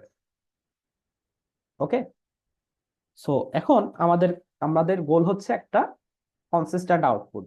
তো ওই জন্য আমরা প্রসেসগুলোকে সিনক্রোনাইজড করব, মানে তারা কোন অর্ডারে রান হবে সেটা আমরা আগে থেকে ডিটারমাইন করে দেব, বা আমরা এমন ভাবে মডিফাই করব যাতে একটা ওরা অর্ডার মেনটেন করে রান হয় এবং আমরা আউটপুটটা আগে থেকে বুঝতে পারি যে কি আউটপুট আসবে।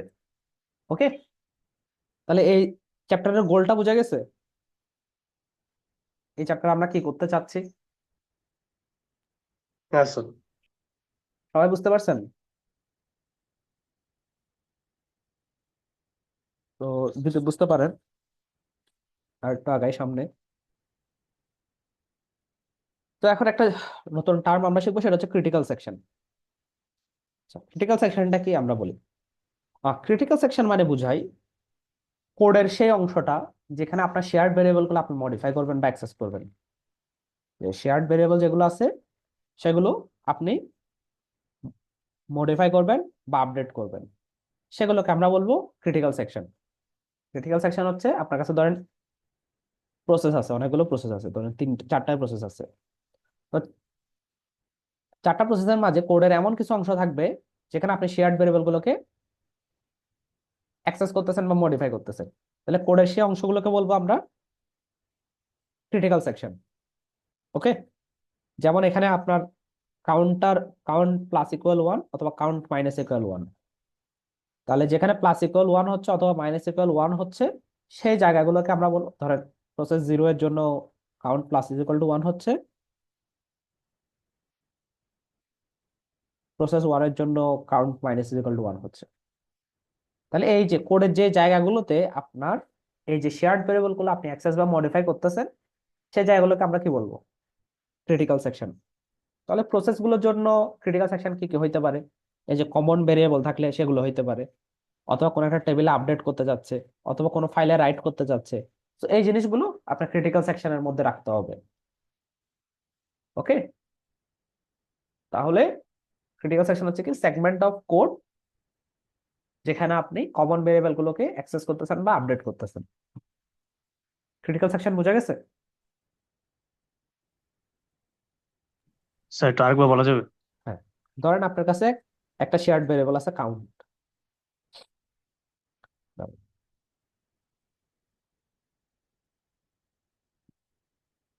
একটা শেয়ার্ড ভেরিয়েবল আছে কাউন্ট, আপনার কাছে কাউন্টার ভ্যালু 1, একটা হচ্ছে প্রসেস P0, একটা হচ্ছে প্রসেস P1। দুজনে তো অনেকগুলো ইনস্ট্রাকশন রান করতেছে, তাই না? এবার ইনস্ট্রাকশন রান করার একটা পর্যায়ে ধরেন এ কাজ করলো হচ্ছে count plus is equal to 1, আর এ একটা ইনস্ট্রাকশন রান করতে চাইলো count minus is equal to 1। ওকে, তাহলে দেখেন এই যে কাউন্ট একটা শেয়ার্ড ভেরিয়েবল না? হ্যাঁ স্যার। তাহলে এই যে এদের কোডের যে অংশটাতে এই যে কাউন্টের ভ্যালুটা অ্যাক্সেস করতেছে বা মডিফাই করতেছে, তাহলে P0 জন্য ক্রিটিক্যাল সেকশন হলো এটা, P1 এর জন্য ক্রিটিক্যাল সেকশন হলো এটা। মানে তারা যে কোডটা রান করতেছে বা এক্সিকিউট করতেছে সেই কোডের মধ্যে যে জায়গাটাতে আপনার শেয়ার্ড ভেরিয়েবল গুলো অ্যাক্সেস করবে সেগুলোকে আমরা বলবো ক্রিটিক্যাল সেকশন, ওই কোডের ক্রিটিক্যাল সেকশন। বুঝতে পারছেন? হ্যাঁ স্যার। আচ্ছা, এখানে আরো কিছু জিনিস আছে, ধরেন এটা হচ্ছে আপনার critical section. Critical section access করার জন্য আপনার যে ধরেন পারমিশন অর রিকোয়েস্টটা দিবেন, কারণ আপনি এখন ক্রিটিক্যাল সেকশন অ্যাক্সেস করতে চাচ্ছেন, সেটার জন্য যে রিকোয়েস্টটা দিবেন সেটার জন্য যে কোডটা সেটাকে বলে এন্ট্রি সেকশন। আর ক্রিটিক্যাল সেকশন ইউজ করার পরে আপনারা অ্যাক্সেসটা ছেড়ে দিবেন, তখন সেটাকে বলবো আমরা এক্সিট সেকশন। আর কোডের বাকি অংশ যেখানে ক্রিটিক্যাল সেকশনের কোনো কাজ নাই সেটাকে আমরা বলবো রিমাইন্ডার সেকশন। আচ্ছা, এই অংশগুলো আস্তে আস্তে বুঝাচ্ছি কোনটা কি। তাহলে ক্রিটিক্যাল সেকশন হচ্ছে যেখানে আপনার শেয়ার্ড ভেরিয়েবল গুলো অ্যাক্সেস করবেন। ক্রিটিক্যাল সেকশনে ঢোকার আগে আপনার রিকোয়েস্ট দিতে হবে যে আপনি এখন ক্রিটিক্যাল সেকশন ইউজ করবেন, তো সেই জায়গার কোডগুলোকে বলবো আমরা এন্ট্রি সেকশন। আর ক্রিটিক্যাল সেকশন ইউজ করার পর আপনাকে জানাইতে হবে যে আপনি এখন আর ক্রিটিক্যাল সেকশন চাচ্ছেন না, ইউজ করতেছেন না, তখন সেই কোডগুলোকে বলে এক্সিট সেকশন। আর কোডের বাকি অংশ যেখানে ক্রিটিক্যাল সেকশনের কোনো কাজ নাই সেগুলোকে বলবো রিমাইন্ডার সেকশন। তাহলে এই নামগুলোকে বুঝতে পারছেন? হ্যাঁ স্যার। আচ্ছা, তো এই ক্রিটিক্যাল সেকশন প্রবলেম গুলোকে আমরা অ্যাড্রেস করার জন্য আমাদের তিনটা প্রপার্টি মেনটেন করতে হবে। একটাকে বলে মিউচুয়াল এক্সক্লুশন, মিউচুয়াল এক্সক্লুশনটা কি জিনিস? মিউচুয়াল এক্সক্লুশন মানে বোঝায়, ধরেন আপনার কাছে দুইটা প্রসেস আছে, এটার একটা ক্রিটিক্যাল সেকশন আছে, এটার একটা ক্রিটিক্যাল সেকশন আছে। তাহলে ক্রিটিক্যাল সেকশনে কি করতেছে? কোন একটা শেয়ার ডাটা অ্যাক্সেস করতেছে, ধরেন কাউন্ট, এই শেয়ার ডাটা অ্যাক্সেস করতেছে। কোনো একটা প্রসেস যদি তার ক্রিটিক্যাল সেকশন এক্সিকিউট করে তখন অন্য কেউ তার ক্রিটিক্যাল সেকশন এক্সিকিউট করতে পারবে না। কোন একটা প্রসেস যদি তার ক্রিটিক্যাল সেকশন এক্সিকিউট করতেছে তখন বাকি কোনো প্রসেস তাদের ক্রিটিক্যাল সেকশন অ্যাক্সেস করতে পারবে না। মানে at any given time critical section যে কোনো একটা প্রসেসেই অ্যাক্সেস করতে পারবে। এটাকে বলে মিউচুয়াল এক্সক্লুশন, যে কেউ যদি ক্রিটিক্যাল সেকশন অ্যাক্সেস করতেছে তাহলে বাকি কেউ আর ক্রিটিক্যাল সেকশন অ্যাক্সেস করতে পারবে না। বুঝতে পারছেন? তাহলে স্যার শেয়ার্ড ক্রিটিক্যাল সেকশন মানে তো শেয়ার্ড মেমোরিকে আপডেট করা বা রিড রাইট করা, তাই না? শেয়ার্ড যে কোনো ভেরিয়েবলকে অ্যাক্সেস করা বা শেয়ার্ড কোনো রিসোর্সকে অ্যাক্সেস করা, নট নেসেসারি। তাহলে যখন প্রসেস 0 ক্রিটিক্যাল সেকশন রিচ করছে তখন প্রসেস 1 করবে না, কিন্তু প্রসেস 1 তো তার রেজিস্টারে ওই ভ্যালুটা তুলে রেখে দিবে, মানে আগের কাউন্টটা। ওই জন্য ক্রিটিক্যাল সেকশনে ঢোকার আগে তাকে পারমিশন নিতে হবে। না স্যার, ক্রিটিক্যাল সেকশন তো হলো রাইট করা বলছেন না, তো তার আগেও কিছু ক্রিটিক্যাল কাজ সেকশন আছে না মানে প্রসেস 1 এর? রাইট করা না, ক্রিটিক্যাল সেকশন মানে হচ্ছে যে কোনো শেয়ার্ড ভেরিয়েবল অ্যাক্সেস করা বা মডিফাই করা, যে কোনো কিছু আচ্ছা আচ্ছা যেখানে আপনার বুঝছি। শেয়ার্ড ভেরিয়েবল অ্যাক্সেস করতে চাইবেন সেখানে সেটাকে আমরা ক্রিটিক্যাল সেকশন বলবো। এতক্ষণ ধরে তো এটাই বুঝাচ্ছি যে ক্রিটিক্যাল সেকশন মানে হচ্ছে যে আপনার যে কোনো শেয়ার্ড ভেরিয়েবল আপনি অ্যাক্সেস করেন, মডিফাই করেন, যে কোনো কিছু করেন, যেখানে আপনি শেয়ার্ড ভেরিয়েবল ইউজ করবেন সেটা হচ্ছে আপনার কোডের ক্রিটিক্যাল সেকশন। তো সেই ক্রিটিক্যাল সেকশনে যে কোনো একটা প্রসেস যদি আপনার থাকে, কোন একটা প্রসেস তার ক্রিটিক্যাল সেকশন এক্সিকিউট করার সময় অন্য কোনো প্রসেস ক্রিটিক্যাল সেকশন এক্সিকিউট করতে পারবে না। কারণ বুঝতে পারছেন, কারণ নাহলে শেয়ার্ড ভেরিয়েবলটা চেঞ্জ মানে একটা ডাটা ইন্টিগ্রিটি প্রবলেমটা দেখা দিবে। বুঝতে পারছেন? জি স্যার, বুঝতে পারছি।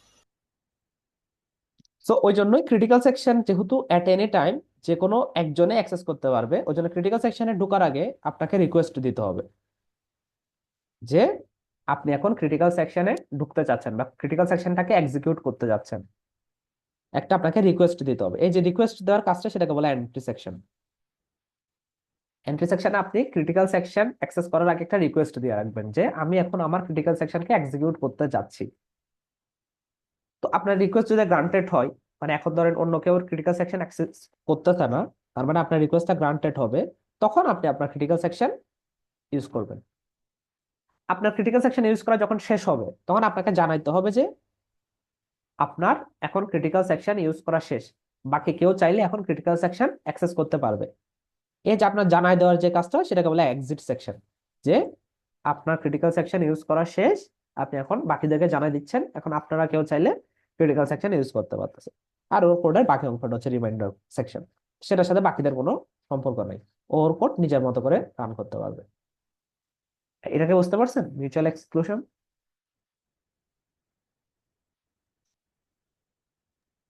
হ্যাঁ স্যার। তাহলে মিউচুয়াল এক্সক্লুশন মানে বুঝাই আপনার এট এনি টাইম আপনার যে ইয়াটা আছে, ক্রিটিক্যাল সেকশনটা আছে, সেটা যে কোনো একটা প্রসেসেই অ্যাক্সেস করতে পারবে। ওকে, এটার কি কোনো কোশ্চেন আছে? স্যার তাহলে রিমাইন্ডার পার্টটা তো মানে না, ই রিমাইন্ডার থাকতেছে। পার্টটা যার যারটা ইন্ডিপেন্ডেন্ট, সেটা সমস্যা নাই, ওইটা যে যার মতো করে রান করতে পারবে, কারণ এটাতে শেয়ার্ড ভেরিয়েবলের কিছু নাই, যার যার নিজের সেগমেন্টের কোড সে তার মতো করে রান করতে পারবে।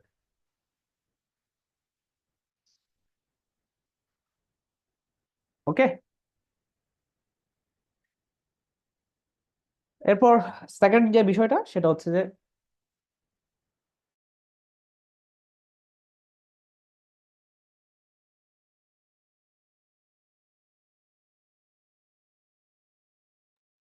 সরি, এরপর সেকেন্ড যে বিষয়টা সেটা হচ্ছে প্রোগ্রেস। সেকেন্ড যে বিষয়টা সেটা হচ্ছে প্রোগ্রেস।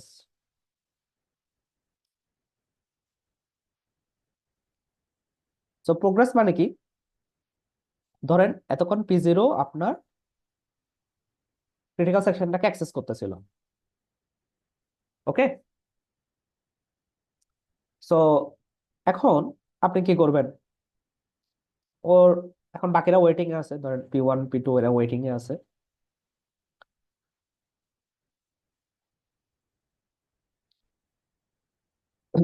P1 P2 এরা সবাই ধরেন এন্ট্রি সেকশনে আছে। P3 ধরেন আপনার রিমাইন্ডার সেকশনে আছে, রিমাইন্ডার সেকশনে আছে। এরপর P0 এর ধরেন ক্রিটিক্যাল সেকশনের কাজ শেষ, সে এক্সিট সেকশনে চলে গেছে, তার কাজ শেষ। এখন ক্রিটিক্যাল সেকশন আর কেউ অ্যাক্সেস করতেছে না, তাহলে এখন ক্রিটিক্যাল সেকশন চাইলে অন্য কেউ অ্যাক্সেস করতে পারবে, তাই না?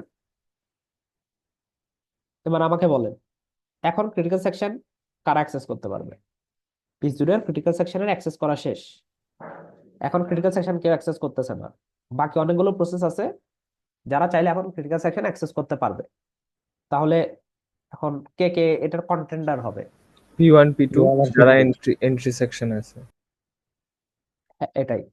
রিমাইন্ডার সেকশনে নাই এমন যে কোনো কেউই আপনার চাইলে ক্রিটিক্যাল সেকশন অ্যাক্সেস করতে পারবে। রিমাইন্ডার সেকশন নাই এমন যে কেউই চাইলে আপনার ক্রিটিক্যাল সেকশন অ্যাক্সেস করতে পারবে। তাহলে যারা এরকম ক্রিটিক্যাল সেকশন অ্যাক্সেস করতে চাচ্ছে কিন্তু রিমাইন্ডার সেকশনে নাই, তাদের মধ্যে থেকে যে কোনো একজনকে চুজ করে আপনি ক্রিটিক্যাল সেকশন অ্যাক্সেস করতে যেতে পারবেন। এই যে চুজ করার কাজটা আপনি চাইলে পোস্টপোন করতে পারবেন না ইনডেফিনিট সময়ের জন্য, আপনার কাউকে না কাউকে ক্রিটিক্যাল সেকশনে অ্যাক্সেস দিতেই হবে। তার মানে এখানে প্রোগ্রেস করতেই হবে। তো এই জিনিসটা হচ্ছে প্রোগ্রেস, যে আপনার ক্রিটিক্যাল সেকশন যদি খালি থাকে, মানে কেউ যদি অ্যাক্সেস না করে, তাহলে এখানে ক্রিটিক্যাল সেকশন অ্যাক্সেস করতে চাচ্ছে এমন যে কাউকে আপনি আপনার ক্রিটিক্যাল সেকশনের অ্যাক্সেস দিতে পারবেন। এই প্রসেসটা, এই সিলেকশন প্রসেসটা আপনি পোস্টপোন করতে পারবেন না ইনডেফিনিট সময়ের জন্য। তার মানে সবারই প্রোগ্রেস হবে, কোনো না কোনো প্রোগ্রেস হবে। ওকে, এটা হচ্ছে প্রোগ্রেস। এরপর হচ্ছে যেটা আসে সেটা হচ্ছে বাউন্ডেড ওয়েটিং। বাউন্ডেড ওয়েটিং মানে কি? ধরেন কোন একটা প্রসেস তার ক্রিটিক্যাল সেকশন অ্যাক্সেস করতে চাইলো, কোন একটা প্রসেস তার ক্রিটিক্যাল সেকশন অ্যাক্সেস করতে চাইলো, সে ধরে রিকোয়েস্ট দিয়ে রাখলো। তো রিকোয়েস্ট দেওয়ার পর ক্রিটিক্যাল সেকশন অ্যাক্সেস করার মধ্যবর্তী যে সময়টা, সেটা একটা বাউন্ডেড সময় হবে, মানে তার রিকোয়েস্ট দিয়ে রাখছে ক্রিটিক্যাল সেকশন অ্যাক্সেস করার সময়, তার মানে এর মাঝে সে অ্যাক্সেস না পাওয়া পর্যন্ত ওয়েট করতেছে। ক্রিটিক্যাল সেকশনের অ্যাক্সেস জন্য রিকোয়েস্ট দিয়ে রাখছে কিন্তু এখন অ্যাক্সেস পায় নাই, তাহলে সে কি করতেছে? ওয়েটিং করতেছে, ওয়েটিং পিরিয়ডে আছে না? হ্যালো? হ্যাঁ স্যার। হ্যাঁ, তো এই যে ওয়েটিং পিরিয়ডটা সেটা আপনার বাউন্ডেড হইতে হবে, মানে একটা নির্দিষ্ট সময় পর্যন্ত ওয়েট করবে। সে এমন না যে সে ইনডেফিনিট সময় পর্যন্ত ওয়েট করে থাকবে, একটা ডেফিনিট সময়ের মধ্যে তাকে ক্রিটিক্যাল সেকশনের আপনাকে অ্যাক্সেস দিয়ে দিতে হবে। তো এই জিনিসটাকে বলে বাউন্ডেড ওয়েটিং। এখন ওয়েটিং পিরিয়ডটা সময়ের মধ্যে থেকে ওয়েটিং, মানে 10 সেকেন্ডের মধ্যে দিয়ে দিতে হবে ধরেন, সেরকম হতে পারে, বা এর মধ্যে খালি 10টা প্রসেসকে আপনি সুযোগ দিতে পারবেন, মানে 10টা প্রসেসের মাঝেই তাকে সুযোগ দিয়ে ফেলতে পারবেন, মানে 10টা প্রসেস রান হওয়া পর্যন্ত তাকে ওয়েট করে থাকতে হবে। তো এরকম আর কি, যে আপনার ওয়েটিং পিরিয়ডটা আপনার বাউন্ডেড হবে বা লিমিটেড হবে। একটা প্রসেস ক্রিটিক্যাল সেকশন অ্যাক্সেস করার জন্য ইনডেফিনিট সময় পর্যন্ত ওয়েট করে থাকবে না। তাহলে এই যে ক্রিটিক্যাল সেকশন প্রবলেমটাকে সলভ করার জন্য আমাদের এই তিনটা প্রপার্টি অবশ্যই অ্যাচিভ করতে হবে: মিউচুয়াল এক্সক্লুশন, প্রোগ্রেস আর বাউন্ডেড ওয়েটিং। এই তিনটা প্রপার্টি স্যার অবশ্যই। বাউন্ডেডটা একটু আরেকবার বলতে হ্যাঁ, পারবেন? শিওর। ধরেন আপনার একটা প্রসেস, ধরেন P1, সে ক্রিটিক্যাল সেকশন অ্যাক্সেস করতে চাচ্ছে, সে কি সাথে সাথে অ্যাক্সেস পেয়ে যাবে? না, ওয়েট সাথে সাথে access- করতে হবে, তাকে এখন রিকোয়েস্ট করতে হবে। ওয়েট করে থাকতে হবে। ধরেন সে ওয়েটিং এ আছে। এখন কি করলো, সে যখন ক্রিটিক্যাল সেকশন অ্যাক্সেস করার সময় আসলো, তখন অন্য কেউ P2 এসে সেটাকে অ্যাক্সেস করে ফেললো। এখন P2 যখন শেষ হয়েছে, এখন ধরেন P1 আবার অ্যাক্সেস করার সুযোগ পাইছে, কিন্তু তার আগে P3 একটা প্রসেস এসে সেটা অ্যাক্সেস করে চলে গেল। অনুরূপভাবে যখন এই P1 অ্যাক্সেস করতে চাচ্ছে, তখন অন্য কোনো প্রসেস এসে সেটা অ্যাক্সেস করে চলে যাচ্ছে। তাহলে কি P1 সবসময় ওয়েটিং স্টেটে থেকে যাচ্ছে না? ওয়েট করে জি করে থেকে স্যার। যাচ্ছে না? এই যে ওয়েটিং পিরিয়ডটা, সেটা বাউন্ডেড হবে। মানে আমরা এমন ভাবে কোড লিখতে হবে যাতে করে, ধরেন P1 এর আগে P2 আর P3 অ্যাক্সেস করে চলে গেল। তা আমরা ধরে নেব যে, ধরেন P1 রিকোয়েস্ট দেওয়ার পরে ম্যাক্সিমাম 5টা পর্যন্ত ধরেন অন্য প্রসেসকে আপনি শিডিউল করতে পারবেন। এই 5টা প্রসেসের পরেই P1 কে অবশ্যই দিতে হবে। ঠিক আছে? তো এটা হচ্ছে বাউন্ডেড ওয়েটিং পিরিয়ড। তাহলে আমরা এখন জানবো আমি ওয়েটিং পিরিয়ডে আছি, কিন্তু আমাকে সর্বোচ্চ 5টা প্রসেস রান হওয়া পর্যন্ত ওয়েট করতে হইতে পারে। এখন কি বুঝতে পারছেন? জি স্যার, বুঝতে পারছি। শিডিউলার হ্যান্ডেল করে হ্যাঁ, এই বিষয়টা। জিনিসগুলো আপনাকে হ্যান্ডেল করতে হবে, যে নট শিডিউলার আপনি কোডও হ্যান্ডেল করতে পারেন, যে আপনাকে কতক্ষণ ওয়েট করতে হবে সেই জিনিসটা আপনাকে বাউন্ডেড করে রাখতে হবে। ধরে নেন 10 সেকেন্ডের ওয়েটিং পিরিয়ড, মানে আমরা যখন রিকোয়েস্ট করবে 10 সেকেন্ডের মাঝে আমরা ক্রিটিক্যাল সেকশনে অ্যাক্সেস দিয়ে দেবো। সেরকম একটা ওয়েটিং পিরিয়ড আপনি করতে পারেন। বা স্যার মানে যদি স্যার তারপরেও যদি মানে ডেটা ইন্টিগ্রিটি মানে প্রবলেমের মধ্যে পড়ে ওই কেসে data integrity problem, critical section যদি এট এনি টাইম একজন অ্যাক্সেস করে, তাহলে ডাটা ইন্টিগ্রিটি প্রবলেমে তো যাবে না, পড়বে না। এট এ টাইম একজন অ্যাক্সেস করতেছে বাট তার পুরো এক্সিকিউশন হতে ধরেন স্যার 5টা লাগতো স্যার, টাইম লাগতো, বাট সে 3টা ইউজ করলো ওই কেসে স্যার। কোয়েশ্চেনটা বুঝে নেই, 5টা টাইম লাগতো বলতে? T1 T2 স্যার, মানে T1 এর স্যার মানে হ্যাঁ, ধরুন স্যার 5টা ক্লক সাইকেল লাগতেছে স্যার। ক্লক বাট সাইকেল, আচ্ছা বলেন। হ্যাঁ, ক্লক সাইকেল মানে মানে মানে স্যার হচ্ছে আপনার ইয়াটা কি জানি ছিল। স্যার আমি একটু ক্লিয়ার করি। হ্যাঁ, হ্যাঁ, শিওর, বলেন। স্যার মানে ও যেটা হয়তো বলতে চাচ্ছে, একটা আমরা 10 সেকেন্ড পর পর বাউন্ড ওয়েটিং রাখছি, তো কোনো হ্যাঁ, একটা প্রসেস যদি তার ইয়া ওই ক্রিটিক্যাল সেকশনটা পার করতে 11 সেকেন্ড লাগে, তখন কি হবে? ও না না না, আমি সেটা বোঝাতে চাচ্ছি না। আমি যেটা বোঝাতে চাচ্ছি সেটা হচ্ছে যে, উম, ধরেন এটার এক্সাম্পল এভাবে দিই। আপনারা কিন্তু দোকানে কখনো পরোটা আনতে গেছেন? বা জি স্যার, যারা ওয়েট ঢাকাতে করতে থাকেন, একা থাকেন, তারা তো কোনো না কোনো সময় হয়তো দোকানে কোনো কিছু খাবার কিনতে গেছেন। তো ধরেন আপনি পরোটা তাওয়াতে ভাজতেছে, তা আপনি পরোটার জন্য ওয়েট করে আছেন। ওকে, আপনি ধরেন বিল পে করে আসছেন যে আপনার এখন পরোটা দরকার, তো আপনি 50টা পরোটার জন্য ওয়েট করে আছেন। তো আপনি পরোটার জন্য ওয়েট করতেছেন, পরোটা ভাজা হচ্ছে। যখনই আপনার নেওয়ার টার্ন আসলো, তখন অন্য একটা কাস্টমার এসে বলতেছে আমার তো 2টা পরোটা দরকার। তাহলে সে কি করবে, আগে 2টা পরোটা নিয়ে চলে যাবে। এখন আপনি আপনার এখন অ্যাক্সেস পাওয়ার কথা, মানে পরোটা নেওয়ার কথা, কিন্তু তার আগে অন্য একটা কাস্টমার এসে নিয়ে চলে গেল, কারণ তার কম লাগতেছে। এরপর ধরেন অন্য আরেকটা কাস্টমার আসলো, সে এসে বলতেছে আমার তো একটা পরোটা দরকার, তাহলে তাকেও আগে সার্ভ করে দেওয়া হইলো। এরপর আরেকটা কাস্টমার আসছে, সে বলতেছে আমার 3টা পরোটা দরকার, তাহলে তাকে আগে সার্ভ করে দেওয়া হলো। তাহলে দেখেন সবাই একটা একটা রিকোয়েস্ট নিয়ে আসতেছে, আপনার আগে তাদেরকে সার্ভ করে চলে যাচ্ছে, তাই না? জি স্যার। বুঝতে পারছেন এতটুকু এই প্রবলেমটা? জি স্যার, তো একটা এখন নির্দিষ্ট আপনি কি লিমিটের খুশি মধ্যে হবেন নাকি দুঃখ পাবেন?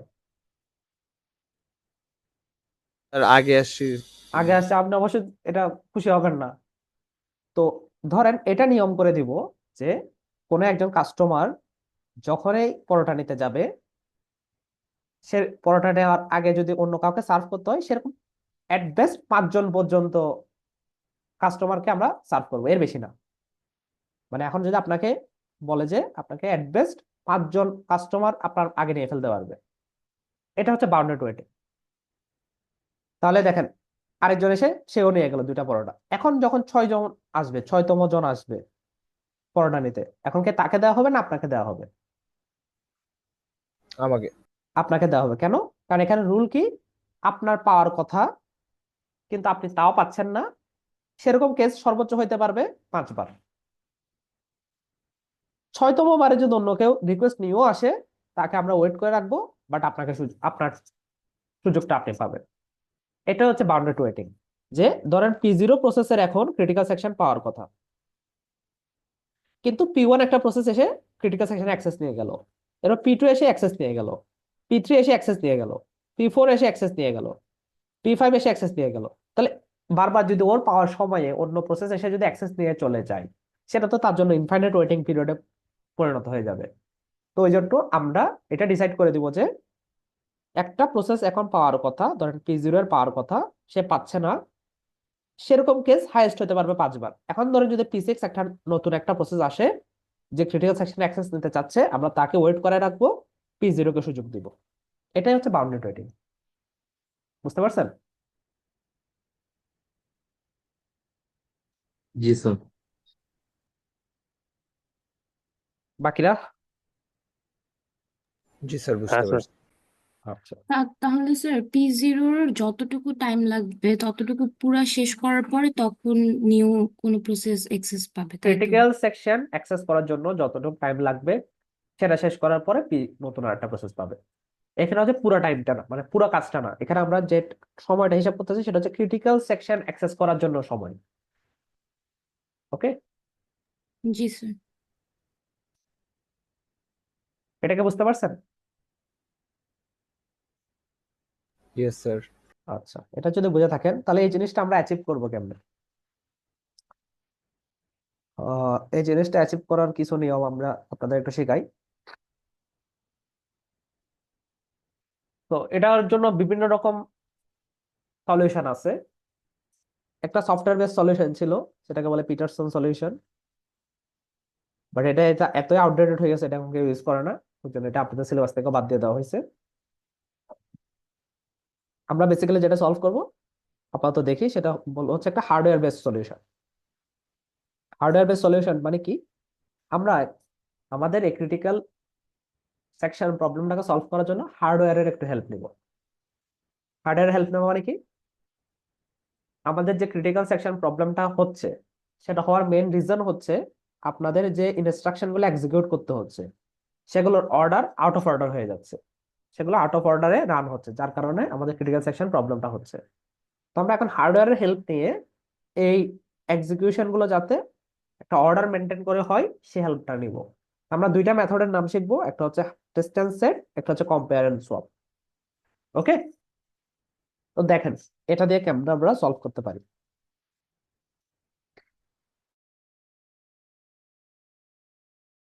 আচ্ছা, আমাকে 1 মিনিট একটু সময় দেন।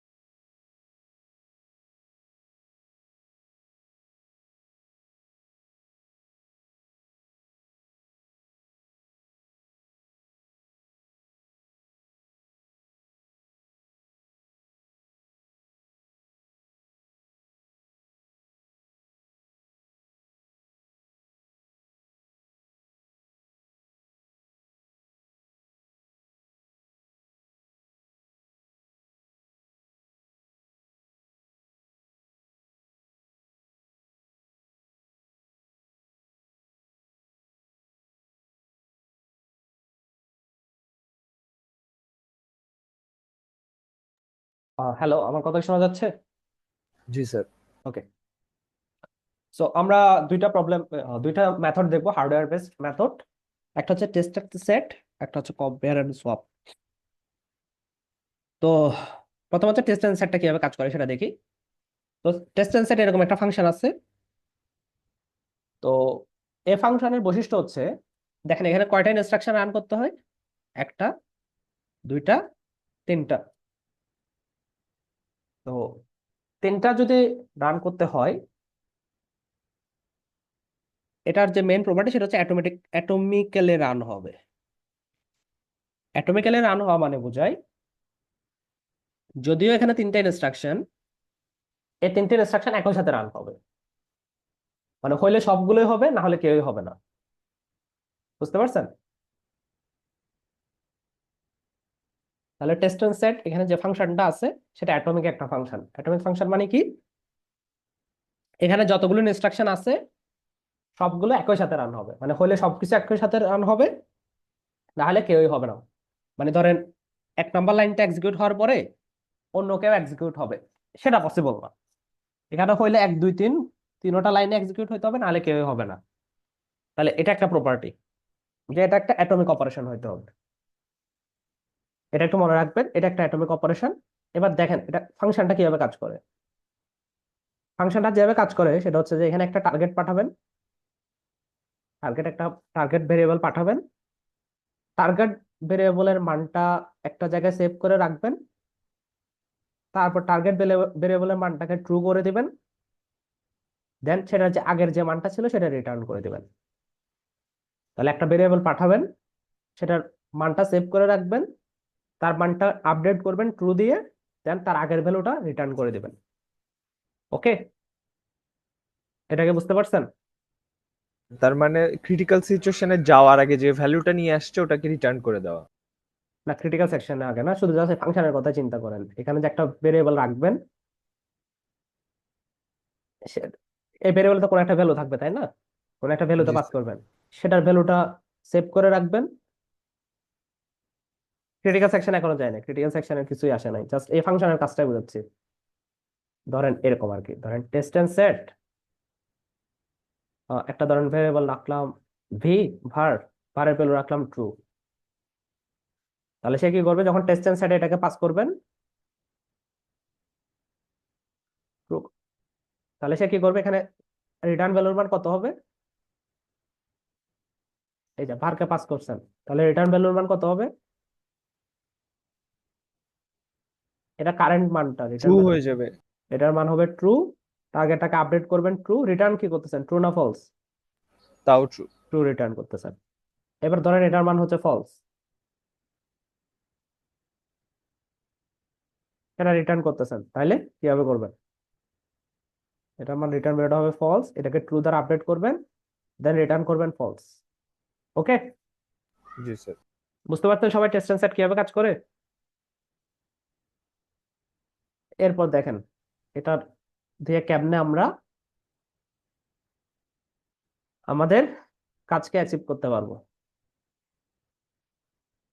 ধরেন আপনার কাছে আপনি একটা কাউন্ট ভেরিয়েবলটাকে আপডেট করতে চাচ্ছেন। কাউন্ট একটা শেয়ার্ড ভেরিয়েবল আছে, যেটা মান হচ্ছে 1। ওকে, তো কোনো একটা ভেরিয়েবল অ্যাক্সেস করার আগে আমরা ধরে নিব সেটাকে লক করতে হবে। লক করা মানে বোঝাই কেউ একজনকে সেটার অ্যাক্সেস নিতে হবে। তাহলে আমরা এটার উপর একটা লক লাগাবো। লক লাগাবো মানে কি, কাউন্ট ভেরিয়েবল যে অ্যাক্সেস করবে সে এই কাউন্টটার উপর একটা লক লাগাই দেবে। জিনিসটা এরকম, ধরেন আপনাদের যে লাইব্রেরিতে কতগুলো স্টাডি পট আছে না? গেছেন লাইব্রেরিতে কেউ? হ্যালো,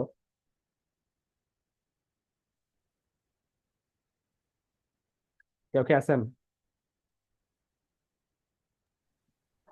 আমি যাইনি। আচ্ছা, যান নাই কেউ। আচ্ছা, যাই হোক, ধরেন জিনিসটা এরকম, একটা খালি রুম আছে, রুমের দরজা খোলা ছিল, আপনি ঢুকে সেটার মধ্যে লক লাগাই দিয়েছেন যাতে বাকি কেউ সেটা রুমে ঢুকতে না পারে, মানে অ্যাক্সেস কেউ নিয়ে নিতে না পারে। এটা মানে বোঝাচ্ছে কাউন্ট ভেরিয়েবলটা আপনি এখন অ্যাক্সেস করতে চাচ্ছেন, সেজন্য সেটার আগে একটা লক লাগাই দিবেন। ওকে, আপনি কাউন্ট ভেরিয়েবলটা এখন অ্যাক্সেস করবেন, অ্যাক্সেস করে সেটার উপর লক লাগাই দিবেন। তাহলে এই যে লকটা লাগাবেন কেমনে সেটা দেখেন। তাহলে শুরুতে কাউন্ট ভেরিয়েবলটা যখন শুরুতে থাকবে সেটাকে এখন কি কেউ অ্যাক্সেস করতেছে? না। তাহলে লকের মান কত হবে, ট্রু না ফলস? ফলস। ফলস হবে, ওকে, ফলস ফলস হবে, কারণ কাউন্ট এখন কেউ অ্যাক্সেস করতেছে না। এরপর ধরেন আপনার একটা প্রসেস P1 আর একটা প্রসেস P2। তো P1 কি করবে, ধরেন আপনার সেটার উপর লক লাগাতে চাচ্ছে, মানে কাউন্ট ভেরিয়েবলটাকে অ্যাক্সেস করতে চাচ্ছে।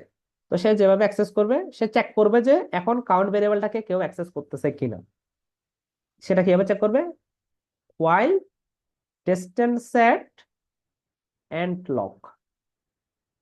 সে লকটাকে চেক করবে যে এখন আমাদের যে কাউন্ট ভেরিয়েবলটা আছে কেউ অ্যাক্সেস করতেছে কিনা সেটা চেক করার জন্য সে ডিসটেন্স সেটে পাঠাবে লক ভেরিয়েবলটাকে। এখানে একটা জিনিস খেয়াল রাখেন, এই দেখেন আমি লক পাঠানোর সময় এন্ড লক পাঠাইছি, এন্ড লক পাঠানো মানে হচ্ছে লকের অ্যাড্রেসটা পাঠাইছি।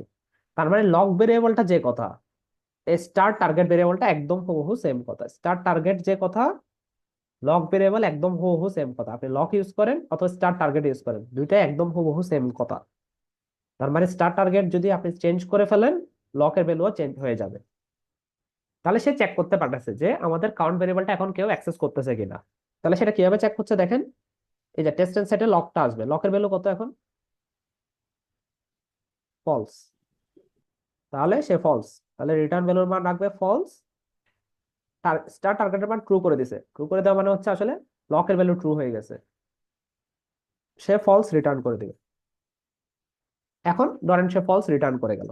ফলস রিটার্ন করে যাওয়া মানে কি, এই হোয়াইল লুপটার কন্ডিশন কি ট্রু নাকি ফলস, এটার মধ্যে ফলস রিটার্ন হইলো।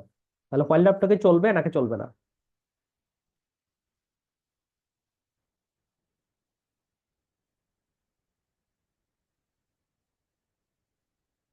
ফলস হলে চলবে না। চলবে না। তার মানে আমরা এখন চলবে না। তা না চললে এটা জাস্ট কিছু করার দরকার নাই। আপনি এসে ধরেন কাউন্টার ভ্যালু +1 করবেন বা যেটা করবেন, আপনি কাউন্টার ভ্যালুটা অ্যাক্সেস করবেন, যাই করবেন করবেন। এখন ধরেন আপনি কাউন্টার ভ্যালু চেঞ্জ করতেছেন, এট দিস টাইম P2 আসলো, P2 এসেও সেম কাজটা করবে। সে কি চেক করবে যে আমাদের কাউন্ট ভ্যালু যেটা আছে সেটা কেউ অ্যাক্সেস করতেছে কিনা। সেটা কেমনে চেক করবে, লক দিয়ে চেক করবে, test and set and lock. সে লক দিয়ে চেক করবে যে এখন কেউ সেটাকে অ্যাক্সেস করতেছে কিনা। এখানে লক কাউন্ট সবকিছু শেয়ার্ড ভ্যারিয়েবল, দুজনের মাঝে শেয়ার্ড। আচ্ছা, এখন লকের ভ্যালু কত পাঠাবে, এখন P2 যখন লকের ভ্যালু চেক করতেছে, লকের ভ্যালু এখানে কত আসবে, ট্রু আসবে। ট্রু আসবে, ওকে, ট্রু আসবে। তাহলে সে ট্রুটা সেভ করে রাখবে, টার্গেটের ভ্যালু ট্রু করে দিবে, মানে লকের ভ্যালু ট্রু করে দিবে, লকের ভ্যালু ট্রু করে দিবে, রিটার্ন করবে ট্রু। তাহলে এটার যদি হোয়াইল ট্রু হয় তাহলে কি লুপটা চলবে নাকি বাইরে যাবে, বের হয়ে যাবে, চলবে। চলবে। তাহলে এখানে হোয়াইল লুপটা চলবে, তার মানে সে এখন হোয়াইল লুপে আটকা পড়ে গেছে। ওকে, বুঝতে পারছেন? জি স্যার। তাহলে এটাকে বলা হচ্ছে এন্ট্রি সেকশনাল কোড, যেখানে আপনি রিকোয়েস্ট করতেছেন যে আপনার যে ভেরিয়েবলটা আছে সেটাকে আপনি অ্যাক্সেস করতে চাচ্ছেন, সেটাকে ইয়া করতেছেন। এরপর ধরেন সে কি করলো, তার কাউন্টার ভ্যালু বাড়াই ফেললো, কাউন্ট এখন ও অ্যাক্সেস করতে পারছে না, সে হোয়াইল লুপে আটকে গেছে। তো এখন সে বেরোবে, বেরোয় তারপর তাকে কি করতে হবে, ক্রিটিক্যাল সেকশনের কাজ শেষ, এরপর তাকে কি করতে, এক্সিট সেকশন, মানে যে তাকে লকটা ছেড়ে দিতে হবে। তাহলে সে লকের ভ্যালু কত করে দিবে, ফলস করে দেবে। ফলস করে দিবে। লকের ভ্যালু যদি ফলস করে দেয়, ধরেন এখন P2 আসলো, P2 এখন যে লকের ভ্যালুটা পাঠাবে সেটা কত পাঠাবে, লকের ভ্যালু এখন ফলস করে দিছে। এখন ধরেন P2 আসলো আবার, তাহলে সে লকের ভ্যালু কত দেখবে, ফলস দেখবে। তাহলে সে ফলস পাঠাবে। ফলস পাঠানো হয়ে গেলে মানে ফলসটা সেভ করে রাখবেন, লকের টার্গেটের ভ্যালু ট্রু, মানে লকের ভ্যালু ট্রু করে দিছে আবার, রিটার্ন ফলস। তাহলে এখানে ফলস রিটার্ন হবে। তাহলে হোয়াইলের মধ্যে যদি ফলস রিটার্ন হয় তাহলে কি হবে, সে লুপতে থাকবে না লুপ থেকে বেরোবে, হোয়াইল কন্ডিশন যদি ফলস হয় তাহলে কি সে লুপের মধ্যে থাকবে নাকি বের হয়ে যাবে, বের হয়ে যাবে। বের হয়ে যাবে। বের হয়ে কি করবে, সে ক্রিটিক্যাল সেকশনে যাবে, ধরুন কাউন্টার বা -1 করবে। ওকে, আর রিটার্ন ফলস কেন, রিটার্ন ট্রু হবে না? কারণ ফলসই রিটার্ন, তো পাঠাইছে। হ্যাঁ এই যে দেখেন টার্গেটের আগের ভ্যালুটা সেভ করতেছে, সে আগের ভ্যালুটা রিটার্ন করতেছে, ও, এটাই আপডেট করতেছে বাট আগেরটা রিটার্ন করবে। রিটার্ন করতেছে আগেরটাই। সো এটা যখন হবে সে তখন তার ক্রিটিক্যাল সেকশনটা এখন অ্যাক্সেস করতে পারতেছে। তো তো দেখেন এট এনি টাইম কাউন্ট ভেরিয়েবলটা যে কোনো একটা প্রসেস আপডেট করতে পারবে বা অ্যাক্সেস করতে পারবে, এটা একটা সুবিধা। তো এইভাবে করে আমরা চাইলে স্যার এটা একটু যদি আরেকবার মানে পুরোটা সাম আপ করা যায় ডিটেইলে না, মানে ছোট করে, একটু কনফিউজিং। আচ্ছা কনফিউজিং, ওকে।